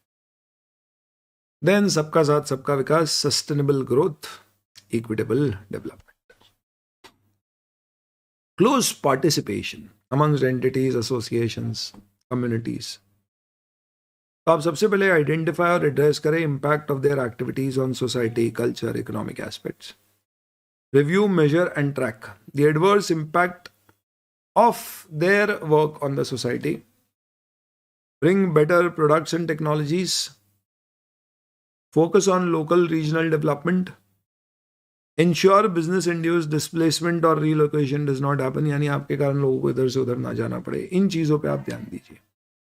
तो इससे क्या होएगा, ऐसा नहीं है सिर्फ कंपनी अपने अपने बारे में सोच रही है, it is looking after all, inclusive growth मतलब सबके लिए ग्रोथ। तो इसका मतलब अब आपको क्या करेंगे, ट्रांसफर नहीं देंगे, वहीं के वहीं रोक रखेंगे, इस तरह की चीज़ें। इंटेलेक्चुअल प्रॉपर्टी, ट्रेडिशनल नॉलेज, इन सबको डिजर्व्ड रिस्पेक्ट मिलना चाहिए। सबको ग्रोथ का इक्वल नहीं बट एक फेयर शेयर मिलना चाहिए। और आखिरी में कंज्यूमर, हम कैसे यूजफुल प्रोडक्ट्स अपने कंज्यूमर को दे रहे हैं in exchange for a reasonable profit, over pricing नहीं कर रहे हैं। फार्मा कंपनीज के पॉइंट ऑफ व्यू से सोचिए, आप इसे सोचना ही, आपको फार्मा कंपनी से डिस्क्लोजर देगी तो उसे सबसे पहले क्या बताना चाहिए कि हमारे प्रोडक्ट का कोई नेगेटिव इम्पैक्ट तो नहीं हो रहा है, हमारे प्रोडक्ट से क्या यूजर, प्लैनेट, सोसाइटी के ऊपर इम्पैक्ट हो रहा है। कस्टमर को हम कैसे बता रहे हैं सेफ और रिस्पॉन्सिबल वे, जिससे हमारे प्रोडक्ट को यूज कर सके, रीयूज कर सके, रिसाइकल कर सके, डिस्पोजल। तो भाई हमारी पैकेजिंग में लिखते हैं रीयूज करो। जैसे H&M में आप जाओगे तो you give them a bag full of clothes और वो आपको क्या करेंगे, डिस्काउंट देंगे। तो that is one of their policies which is talking about what value to consumers in responsible manner, that we are promoting recycling of products and also encouraging by giving discounts. When in business, providing essential goods and services enable universal access. तो ये specifically क्या है, अगर आप necessities provide कर रहे हो, जैसे आप गैस सप्लाई कर रहे हो, इस तरह के कोई इलेक्ट्रिसिटी सप्लाई कर रहे हो, तो आपका उद्देश्य होर्डिंग नहीं होना चाहिए, उद्देश्य होना चाहिए आप लार्ज स्केल पे अवेलेबल कराएं। फार्मा प्रोडक्ट, जेनरिक ड्रग्स है, सब जगह कैसे अवेलेबल करा। फ्रीडम ऑफ चॉइस और फेयर कंपटीशन, तो आप ऐसा नहीं कर रहे हो कि पेटेंट आपके नाम से रजिस्टर्ड है तो आप एक्स्ट्रा प्राइस चार्ज कर रहे हो या सिमिलर प्रोडक्ट्स को डेवलप नहीं करने दे रहे हो। Customer data privacy handling, big thing nowadays. Advertising कर रहे हो तो कंफ्यूजिंग तो नहीं है, कंज्यूमर को आप इंस्टिगेट करके या एक तरह से मिसडायरेक्ट तो नहीं कर रहे हैं। Transfer, accessible, grievance redressal, feedback mechanism system बना रहे हैं। आप पढ़ोगे तो ऐसा लगेगा इन सबको फॉलो कर लो, राम राज्य दोबारा आएगा, मेरे राम आएंगे, जरूर आएंगे, ये बिल्कुल वैसा है। तो राम राज्य की बात करें तो दो मुद्दे हमारे आखिरी के जो 6 और 7 थे, which were basically relating to what human rights and environment, society और एनवायरनमेंट है, सॉरी ह्यूमन राइट्स। इसमें जैसे आप देखते हैं ह्यूमन राइट्स की बात करें तो violence, abusive face by the people, business operations के कारण ह्यूमन राइट्स आपके कैसे इफेक्ट होंगे। तो आपको बताना है कि सबसे पहले आप समझो कि ह्यूमन राइट्स का मतलब क्या है, as in what are people's right and how you should not be encroaching them. तो भाई आप क्या है, मॉल बना रहे हो तो डिस्प्लेसमेंट हो रहा है वहाँ पे वर्कर्स लेबर्स का, तो ह्यूमन राइट्स है उनके प्रिवेंट करने का। जैसे सिंपल एग्जाम्पल, एप्पल कंपनी में एम्प्लॉइज लेबर यूनियन बना रहे हैं तो आप उन्हें रोको मत कि भैया मत बनाओ, गलत है। क्यों? क्योंकि उनकी राइट्स के लिए वो बना रहे हैं, तो ठीक है, क्या बुराई। This is one example for it. तो कैसे वायलेट कर सकते हैं? तो आप कॉन्स्टिट्यूशन के अगेंस्ट जा रहे हो, पॉलिसीज के अगेंस्ट जा रहे हो, या international bill of human rights, तो आपको इसको कंप्लाई करना है। Integrate human right element in your policy procedures, recognise and respect human rights for all relevant stakeholder groups with and beyond the workplace. आप देखेंगे तो कंपनी की आप बाकायदा ढूंढोगे तो पॉलिसी मिलेगी उनके। एप्पल पे जाइए और लेबर यूनियन पॉलिसी बनाई है, तो they didn't had a union for a very long time, but वो दिखेगा उसमें कि उन्होंने लिख रखा है कि भैया we promote, we do not desist, लेकिन एज सच इट शुड, क्या उनके एक्सपेक्टेशंस है उससे, तो they put like this. But वो कंपनी बोलेगी नहीं हम बनाने ही नहीं देंगे, तो ये समझ लो आपकी ये यहाँ पे नेगेटिव रिपोर्ट में आ जाएगा। And then environment, economic prosperity and sustainability. I'm sure these are difficult things to remember, but these examples and the logic will help you to at least write some keywords. And revision से फिर और काम होगा। Policies, procedures and practices in place, तो ये अपना एक keyword बन गया हर जगह के लिए एक तरह से। To assess and rectify impact on environment, natural manmade resources कैसे बेहतर यूज कर रहे हो, यानी minimum utilisation, air pollution, forest deforestation, waste pollution as in waste generation आपका, तो waste management, energy, land use, climate change में आपका कंट्रीब्यूशन, बेस्ट प्रैक्टिसेस फाइकल करना। बेसिक फंडा क्या होता है, एनवायरनमेंट को बचाना है तो रिड्यूस, रीयूज, रिसाइकल, कंजम्पशन कम करिए, जितना ज़रूरी है उतना करिए, ताकि आगे की जनरेशन्स को मिले, सस्टेनेबल रहे, वापस दोबारा यूज़ करने की कोशिश करें, और जो चीज़ रिसाइकल हो सकती है उसको रिसाइकल करें, फेंके ना। तो इससे एनवायरमेंटल रिस्पॉन्सिबिलिटी, ये आपके BRSR के क्या है दोस्तों, 9 प्रिंसिपल्स हैं। अब अगला सवाल ये होता है कि क्या इसके ऊपर कोई ऑडिट रिपोर्ट, एश्योरेंस रिपोर्ट चाहिए। तो इसके लिए ICI ने क्या किया है, let's talk about that first. 2020 में ICI ने भी एक बोर्ड बना दी, SRSP, sustainability reporting standards board. इसका मिशन क्या था, बेसिकली अवेयरनेस बढ़ाना और मेजर्स इंप्लीमेंट करना, और शुरुआत इंटीग्रेटेड रिपोर्टिंग से हुई। हमने इंटीग्रेटेड रिपोर्टिंग का अवार्ड भी देना शुरू किया in the name of best practice in corporate reporting. किसने, ICI ने। सर्टिफिकेट कोर्स शुरू किया। साथ ही साथ में जो पहले BRR रिपोर्टिंग होती थी उसके ऊपर एग्जीक्यूटिव डेवलपमेंट प्रोग्राम शुरू किया कंपनीज, मेंबर्स इन इंडस्ट्री पे, कि कैसे वो लोग वो बेहतर रिपोर्टिंग कर सकते हैं।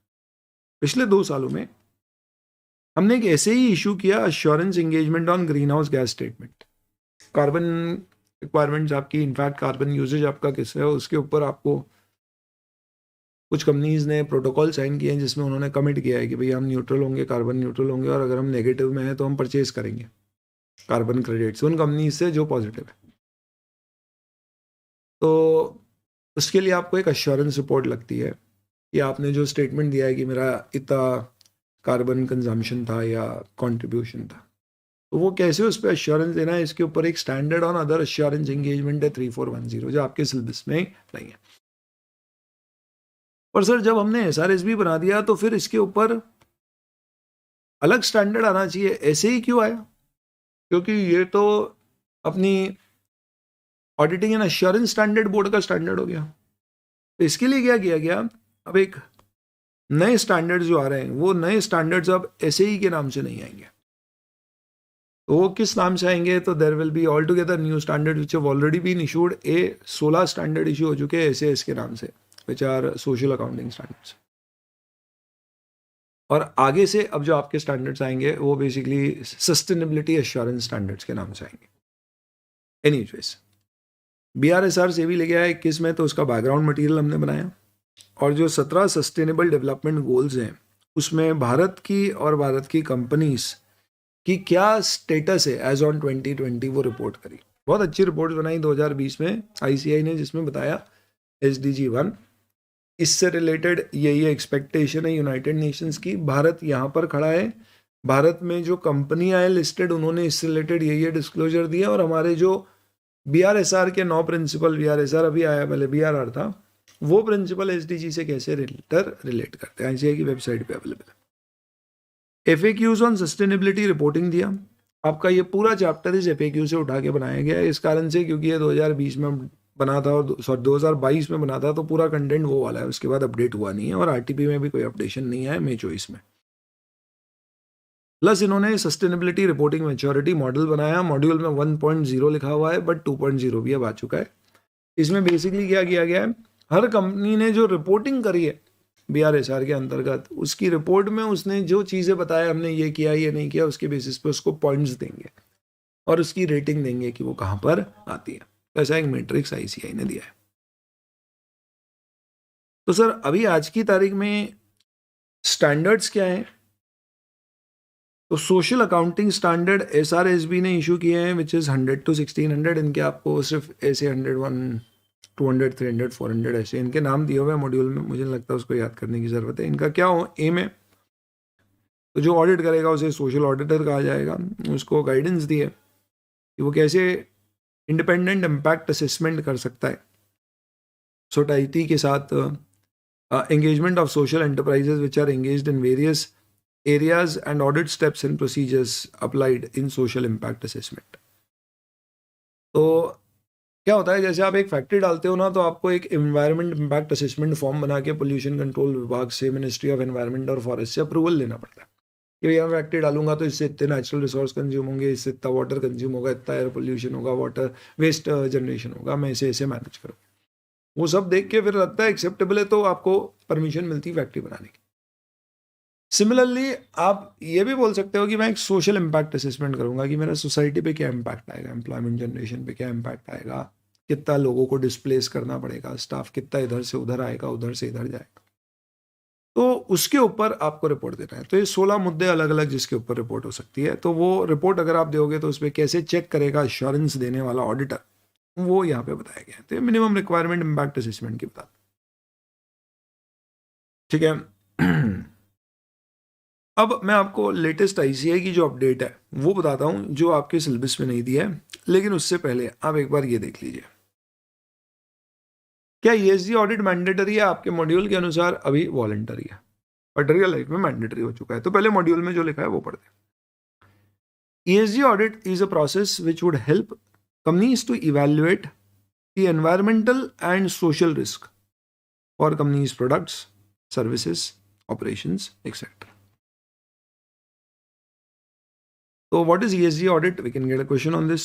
It's a process helping the companies to evaluate their environmental and social risk arising from their products, services, and operations. How will it help? It will help, ESG audit will help businesses to look at their supply chain risk, risk management capability, and disclosures with shareholder relating to environment and society. For this, there is a Assurance Engagement on Sustainability Information, SSAE, drafted. This is basically a standard on sustainability assurance engagement. तो एक SAE 3410 था जो green house gas emissions के ऊपर assurance देने पे था। Actual में इंडिया में जो BRSR का ऑडिट होगा, आप ये कह लीजिए, आप ये समझ लीजिए, वो स्टैंडर्ड के अनुसार होगा। Assurance Engagement on Sustainability Information। इस स्टैंडर्ड में बताया गया है कि आप कैसे एश्योरेंस दे सकते हो अगर आपकी जो सस्टेनेबिलिटी रिलेटेड इंफॉर्मेशन कंपनी ने डिस्क्लोज की है उसका एश्योरेंस आपसे मांगा जाए तो, जो आज की तारीख में BRSR की रिपोर्ट है। ये आपका अम्ब्रेला मेन स्टैंडर्ड है जो सारी सस्टेनेबिलिटी इंफॉर्मेशन की एंगेजमेंट पे लगेगा। फिर आप BRSR की रिपोर्ट दो या GRI के स्टैंडर्ड के अनुसार दो या IFRS फाउंडेशन के अनुसार दो, पर इंडिया में BRSR मैंडेटरी है। The intended users of this standard will be assurance providers, chartered accountant firms and others, entities जिनको ये रिपोर्ट अश्योरेंस चाहिए, और इवन गवर्नमेंट इन्वेस्टर्स जो बोल सकते हैं कि हमें डेटा ऑडिटेड चाहिए। ये सब क्वेश्चन आ सकता है, ये पूरा इंपॉर्टेंट है। अश्योरेंस रीजनेबल हो सकती है या लिमिटेड, दोनों। रीजनेबल में आप बोलोगे कि the information given is fair, और लिमिटेड में आप कहोगे nothing is come to our knowledge to make us to believe that the information is unfair और इनकरेक्ट। दोनों में बहुत बड़ा फर्क है। पहले में आप बोल रहे हो मूवी देखी कैसी थी, बढ़िया थी। दूसरे में कोई आपसे पूछ रहा है मूवी देखी कैसी थी, मैंने बोला यार ठीक है ऐसे देखी, बाकी ऐसा कुछ गड़बड़ तो नहीं दिखा, मतलब कुछ खास ध्यान से फोकस नहीं किया। दोस्त के बारे में पूछा यार वो कैसी है बंदी, बोला यार बहुत बढ़िया, एक नंबर, ऐसे जानते वैसे जानते, एकदम संस्कारी है लड़के। This is reasonable assurance. हमने बोला यार कैसी है, उसका ज़्यादा पता नहीं था उसको, तो उसने बोला यार जितना हमने देखा है हमारे पास बैच में थी, ज़्यादा बातचीत नहीं हुई, पर ऐसे कुछ गड़बड़ तो नहीं लगी। बाकी वो पॉजिटिव एश्योरेंस नहीं है, लिमिटेड एश्योरेंस जो रिव्यू में आता है। दोनों तरह की एंगेजमेंट हो सकती है। 3410 मैंने आपको बताया क्या। तब BRSR के ऊपर एक CA को बोला कि भाई हमें इसका एश्योरेंस रिपोर्ट दे दो, क्योंकि ये हिस्टोरिकल फाइनेंशियल इन्फॉर्मेशन तो है नहीं, है नॉन हिस्टोरिकल डेटा या नॉन फाइनेंशियल इन्फॉर्मेशन भी है इसमें, तो इस कारण से इसके ऊपर नॉर्मल एसेज नहीं लगेंगे, तो हमें जो रिपोर्ट देना है वो SSAE के अंतर्गत देना है।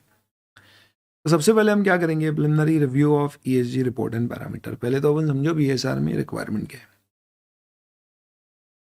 फिर हम ऑन साइड जाके असेसमेंट करेंगे जो मैनेजमेंट ने ESG रिपोर्ट प्रिपेयर करी है।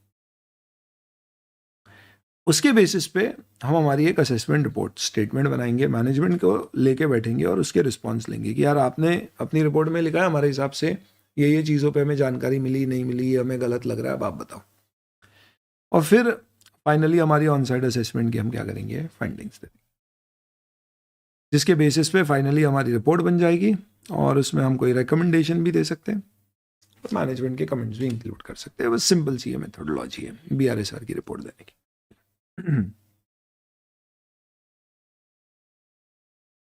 ऑडिटर को प्रोसीजर्स क्या लगाना पड़ेंगे, तो हमें एंटिटी समझना पड़ेगा ताकि हमें समझ में आए कि इसके एनवायरनमेंट सोसाइटी के क्या क्रॉस कनेक्शंस हैं। Investor and stakeholder are seeking information from auditors report how climate related risk are addressed in the audit. अब एक चीज समझिए, आपके यूजर्स कौन कौन है उसको ध्यान में रखते हुए आपको रिपोर्ट प्रिपेयर करना है।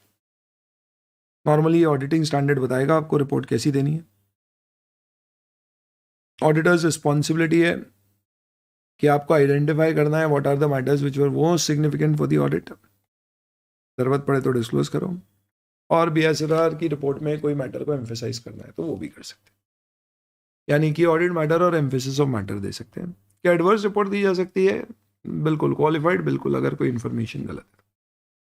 तो हमें देखना है कि क्या proper disclosure climate related information का दिया है, यानी एज पर दी एप्लीकेबल फ्रेमवर्क। आज की तारीख में फ्रेमवर्क BRSR है, कोई स्टैंडर्ड नहीं है। अदर इन्फॉर्मेशन जो अपन ऐसे 720 में पढ़ते हैं उसमें आप ये देख लीजिए कि कोई इनकन्सिस्टेंसी तो नहीं है कि BRSR की रिपोर्ट में कुछ दिया गया और डायरेक्टर्स रिपोर्ट में कुछ और बात है। तो ये ऑडिटर का रोल रहेगा, अश्योरेंस एंगेजमेंट अगर उसे मिलता है कोई तरह का ESG रिपोर्टिंग से रिलेटेड जो इंडिया में BRSR है। और इसी के साथ आपके मॉड्यूल में जो कंटेंट दिया हुआ है ये पूरा कंप्लीट हो जाता है। This is all about it. Latest update पढ़ लीजिए, नवंबर 24 के लिए रेलेवेंट हो सकते हैं, मई 24 के लिए नहीं है। बाकियों को अंडरस्टैंडिंग के लिए समझना है तो समझ लीजिए। 23-24 तो मई 24 में आपके एसेट एनुअल रिपोर्ट और 24 से रिलेटेड फाइनेंशियल स्टेटमेंट की रेलेवेंट है, पर ये अमेंडमेंट न जाने क्यों इनकॉर्पोरेट नहीं किया। टॉप 1000 कंपनियों को कंपलसरी BSR फॉर्मेट में एनुअल रिपोर्ट में डिस्क्लोजर देना है। यही नहीं, टॉप 1000 लिस्टेड कंपनी का मतलब क्या होता है, based on market capitalisation seen on the 31 March of the previous year. जो टॉप 1000 मार्केट कैपिटलाइजेशन वाली लिस्टेड कंपनी है उनके ऊपर ये लागू होगा। प्लस आपको कंपल्सरली इसका अश्योरेंस करवाना है और अश्योरेंस रिपोर्ट लेनी है। किसे? टॉप 1000 को नहीं। 23-24 में सिर्फ 150, अगले साल में 250, फिर 500 और फिर 1000। इसे ग्लाइड पाथ का नाम दिया है, सेबी ने बताया, ये सब प्रिस्क्राइब किया। धीरे धीरे 2027 तक सारी 1000 कंपनियों में एश्योरेंस रिपोर्ट होगी। यही नहीं, आपके जो की सप्लायर्स और कस्टमर्स हैं, अगर वो भी इंस्टीट्यूशंस हैं, तो आपको ये भी इंश्योर करना है कि अपस्ट्रीम डाउनस्ट्रीम, जैसे आप माल बेच रहे हो या जिससे खरीद रहे हो, partners of the listed entity cumulatively comprising 75% of your purchase and sales by value. यानी तो समझो आपके 10 सप्लायर है, जिनमें से 3 सप्लायर की टोटल परचेज मिला लो तो 75% हो जाती है, तो वो 3। सिमिलरली सेल्स, अगर वो इंस्टीट्यूशन है, तो आपको ये देखना है, आपको disclosure of value chain will be made by listed company as per BRSR code as a part of their annual report। तो वहां पर क्या कंप्लायंसेस है उसकी रिपोर्ट BRSR में मांगी गई है, वो भी आपको रिपोर्ट करना पड़ेगी। वैल्यू चेन रिलेटेड अपन ने देखा था, एक पॉइंट था प्रिंसिपल वैल्यू चेन का, principle number 3, employees and value chain. क्या उसका ऑडिट कराना पड़ेगा और वो रिपोर्ट किसको देनी है? तो top 250 listed entities by market capitalisation को 24-25 से कंप्लाई और एक्सप्लेन, यानी कोई पेनल्टी नहीं लगेगी, आप पालन करो, नहीं किया तो एक्सप्लेन कर दो क्यों नहीं किया। वैल्यू चेन के ऊपर भी आपको क्या करना है? रिपोर्ट देना पड़ेगा। Plus you will also have to give limited assurance from 25-26 on comply और explain basis, this is review. तो वैल्यू चेन में जो आप डिस्क्लोजर दे रहे हो उसका compliance as in limited review होगा, और आपके खुद का आपको एश्योरेंस देना पड़ेगा। एश्योरेंस प्रोवाइडर कौन हो सकता है? सीए फर्म हो, ऐसा जरूरी नहीं है, कोई भी हो सकता है, बट इंटरेस्टेड पार्टी नहीं होना चाहिए। इंटरेस्टेड पार्टी का मतलब जो आपको प्रोडक्ट या सर्विसेज बेच रही है, या ऑडिट या नॉन ऑडिट, या एश्योरेंस, ऑडिट और एश्योरेंस सर्विसेज आपको दे रही है, आपको यानी आपको या आपकी ग्रुप एंटिटीज को। कौन? वो या उसकी एसोसिएट फर्म्स। तो जो सेक्शन 144 की तरह की रिक्वायरमेंट है वो लोग नहीं दे सकते, ऑडिटर नहीं दे सकता, कोई दूसरा व्यक्ति, उन्हें देना पड़े। और ये जितनी भी ऑर्गेनाइजेशंस के मैंने नाम लिए या कमीशंस के नाम लिए, ये इंपॉर्टेंट टर्म्स ली, ये सब कब बनी थी, इन्होंने क्या दिया, आज की तारीख में ये हैं या मर्ज हो गई हैं, ये सब मैंने आपको यहाँ पे दे रखा है। सिर्फ इसलिए क्योंकि इतने सारे नाम है, बच्चा कंफ्यूज हो गया या तो पढ़ेगा ही नहीं, पर MCQ आ गया तो क्या करोगे, तो उसी एंगल से इनमें मैं आपको बता दूं, ज़्यादातर तो मर्ज हो गई IFRS फाउंडेशन में। जैसे ये जो क्लाइमेट डिस्क्लोजर स्टैंडर्ड बोर्ड था, ये मर्ज हो गया IFRS फाउंडेशन में। ये task force on climate related disclosures, ये भी मर्ज हो गया IFRS फाउंडेशन में। SASB भी आपका IFRS फाउंडेशन का पार्ट बन गया। IIRC जो इंटीग्रेटेड रिपोर्ट देता है, उसकी रिपोर्ट आज भी जिंदा है, पर ये सब अब ISRS फाउंडेशन के पार्ट बन गए। पहले ये वैल्यू रिपोर्टिंग फाउंडेशन में गए, और वैल्यू रिपोर्टिंग फाउंडेशन फिर IFRS फाउंडेशन का पार्ट। और IFRS फाउंडेशन ये सारी बॉडी के जितने पब्लिकेशंस हैं प्लस लोग हैं, इन सब के साथ मिलके अब इसने ये जो बोर्ड बनाई है ISSB, ये अब क्या करेगी, IFRS फाउंडेशन की ये बोर्ड सस्टेनेबिलिटी स्टैंडर्ड्स इशू करेगी। 2 स्टैंडर्ड IFRS दे चुका है, IFRS S1 और S2। ये दोनों अकाउंटिंग पीरियड 1 जनवरी 2024 यानी इंडिया में 24-25 से अगर लागू करने की इच्छा हुई तो करे जाएंगे। अभी तो हम BSR की रिपोर्ट दे रहे हैं, तो ये कोई मैंडेटरी नहीं हम फॉलो करें, क्यों? क्योंकि ये सस्टेनेबिलिटी रिलेटेड अलग है, these are not basic core IFRS on accounting. IFRS 1 is general requirement for disclosure of sustainability related financial information and 2 is climate related information। तो 2 पार्ट में बांटा गया, और ये दोनों जो भी IFRS फॉलो करेंगे वो अब इसके अंतर्गत डिस्क्लोज करेंगे। तो हो सकता है आगे भी कुछ कंपनीज क्या करते रहें, GRI के इनिशिएटिव्स पे रिपोर्ट देते रहें, कुछ जो IFRS फॉलो करे वो IFRS पे रिपोर्ट दें, तो वो डिपेंड करेगा कंपनीज के ऊपर। बट यस, जो लोग IFRS फॉलो कर रहे हैं उनके लिए ये मैंडेटरी कर दिया गया है फ्रॉम 1 जनवरी 2024। IFRS 1, S1 और S2। इंडिया में सेबी ने क्या दे रखा है, BRSB। हाँ, BRSR है ये, बिजनेस रिस्पॉन्सिबिलिटी सस्टेनेबिलिटी रिपोर्टिंग। और ICI के सस्टेनेबिलिटी रिपोर्टिंग स्टैंडर्ड बोर्ड ने क्या दे रखे हैं। तो आने वाले समय में अब आपको क्या मिलने वाला है, standard on sustainability assurance engagement, इस पर रिपोर्ट होगी। इसके अलावा ये मैच्योरिटी मॉडल है, सोशल अकाउंटिंग स्टैंडर्ड है ये, और बेस्ट रिवॉर्ड्स भी देने की बात की गई। अभी तक टोटल कितने स्टैंडर्ड्स आ चुके हैं? SSAE का एक ही आया है, SAE का 3410 पहले आया था, और ये SS, और ये दूसरे आपके प्रोनाउंसमेंट्स है, FAQs, और वो सब जो आपके मॉड्यूल में दिए हुए हैं, ये बस मैंने एक टेबल के फॉर्म में summary they the. I hope दोस्तों इस थ्योरी चैप्टर में एक जस्टिस करने की कोशिश की है अपन ने, कैसे, just to first understand the context of the chapter and then relate these particular terms and study. I am sure ये रिविजन वीडियो आप एक दो बार देखेंगे, एक बार में आपको पूरा कॉन्टेक्स्ट समझ में आ जाएगा, फिर आपको सिर्फ सेल्फ स्टडी करनी है, किन चीज़ों पे फोकस करना है, the ones which I have reported as important across the chapter, उस पर ज़्यादा फोकस करें। मोस्ट इंपॉर्टेंटली आपके ICAI रिलेटेड सारे प्रोविजन, BRSR के 9 प्रिंसिपल्स और SDG के 17 गोल्स, प्लस इंट्रोडक्टरी सस्टेनेबिलिटी क्या है, ESG रिपोर्टिंग क्या है, ये matters, these I think are most important. बाकी जो ग्लोबल रिपोर्टिंग डेवलपमेंट्स हैं, ये जो एक कॉन्टेक्स्ट अपन ने सुना है उतना I think is sufficient. Timelines वगैरह बहुत ज़्यादा ध्यान रखने की ज़रूरत नहीं है। Thank you.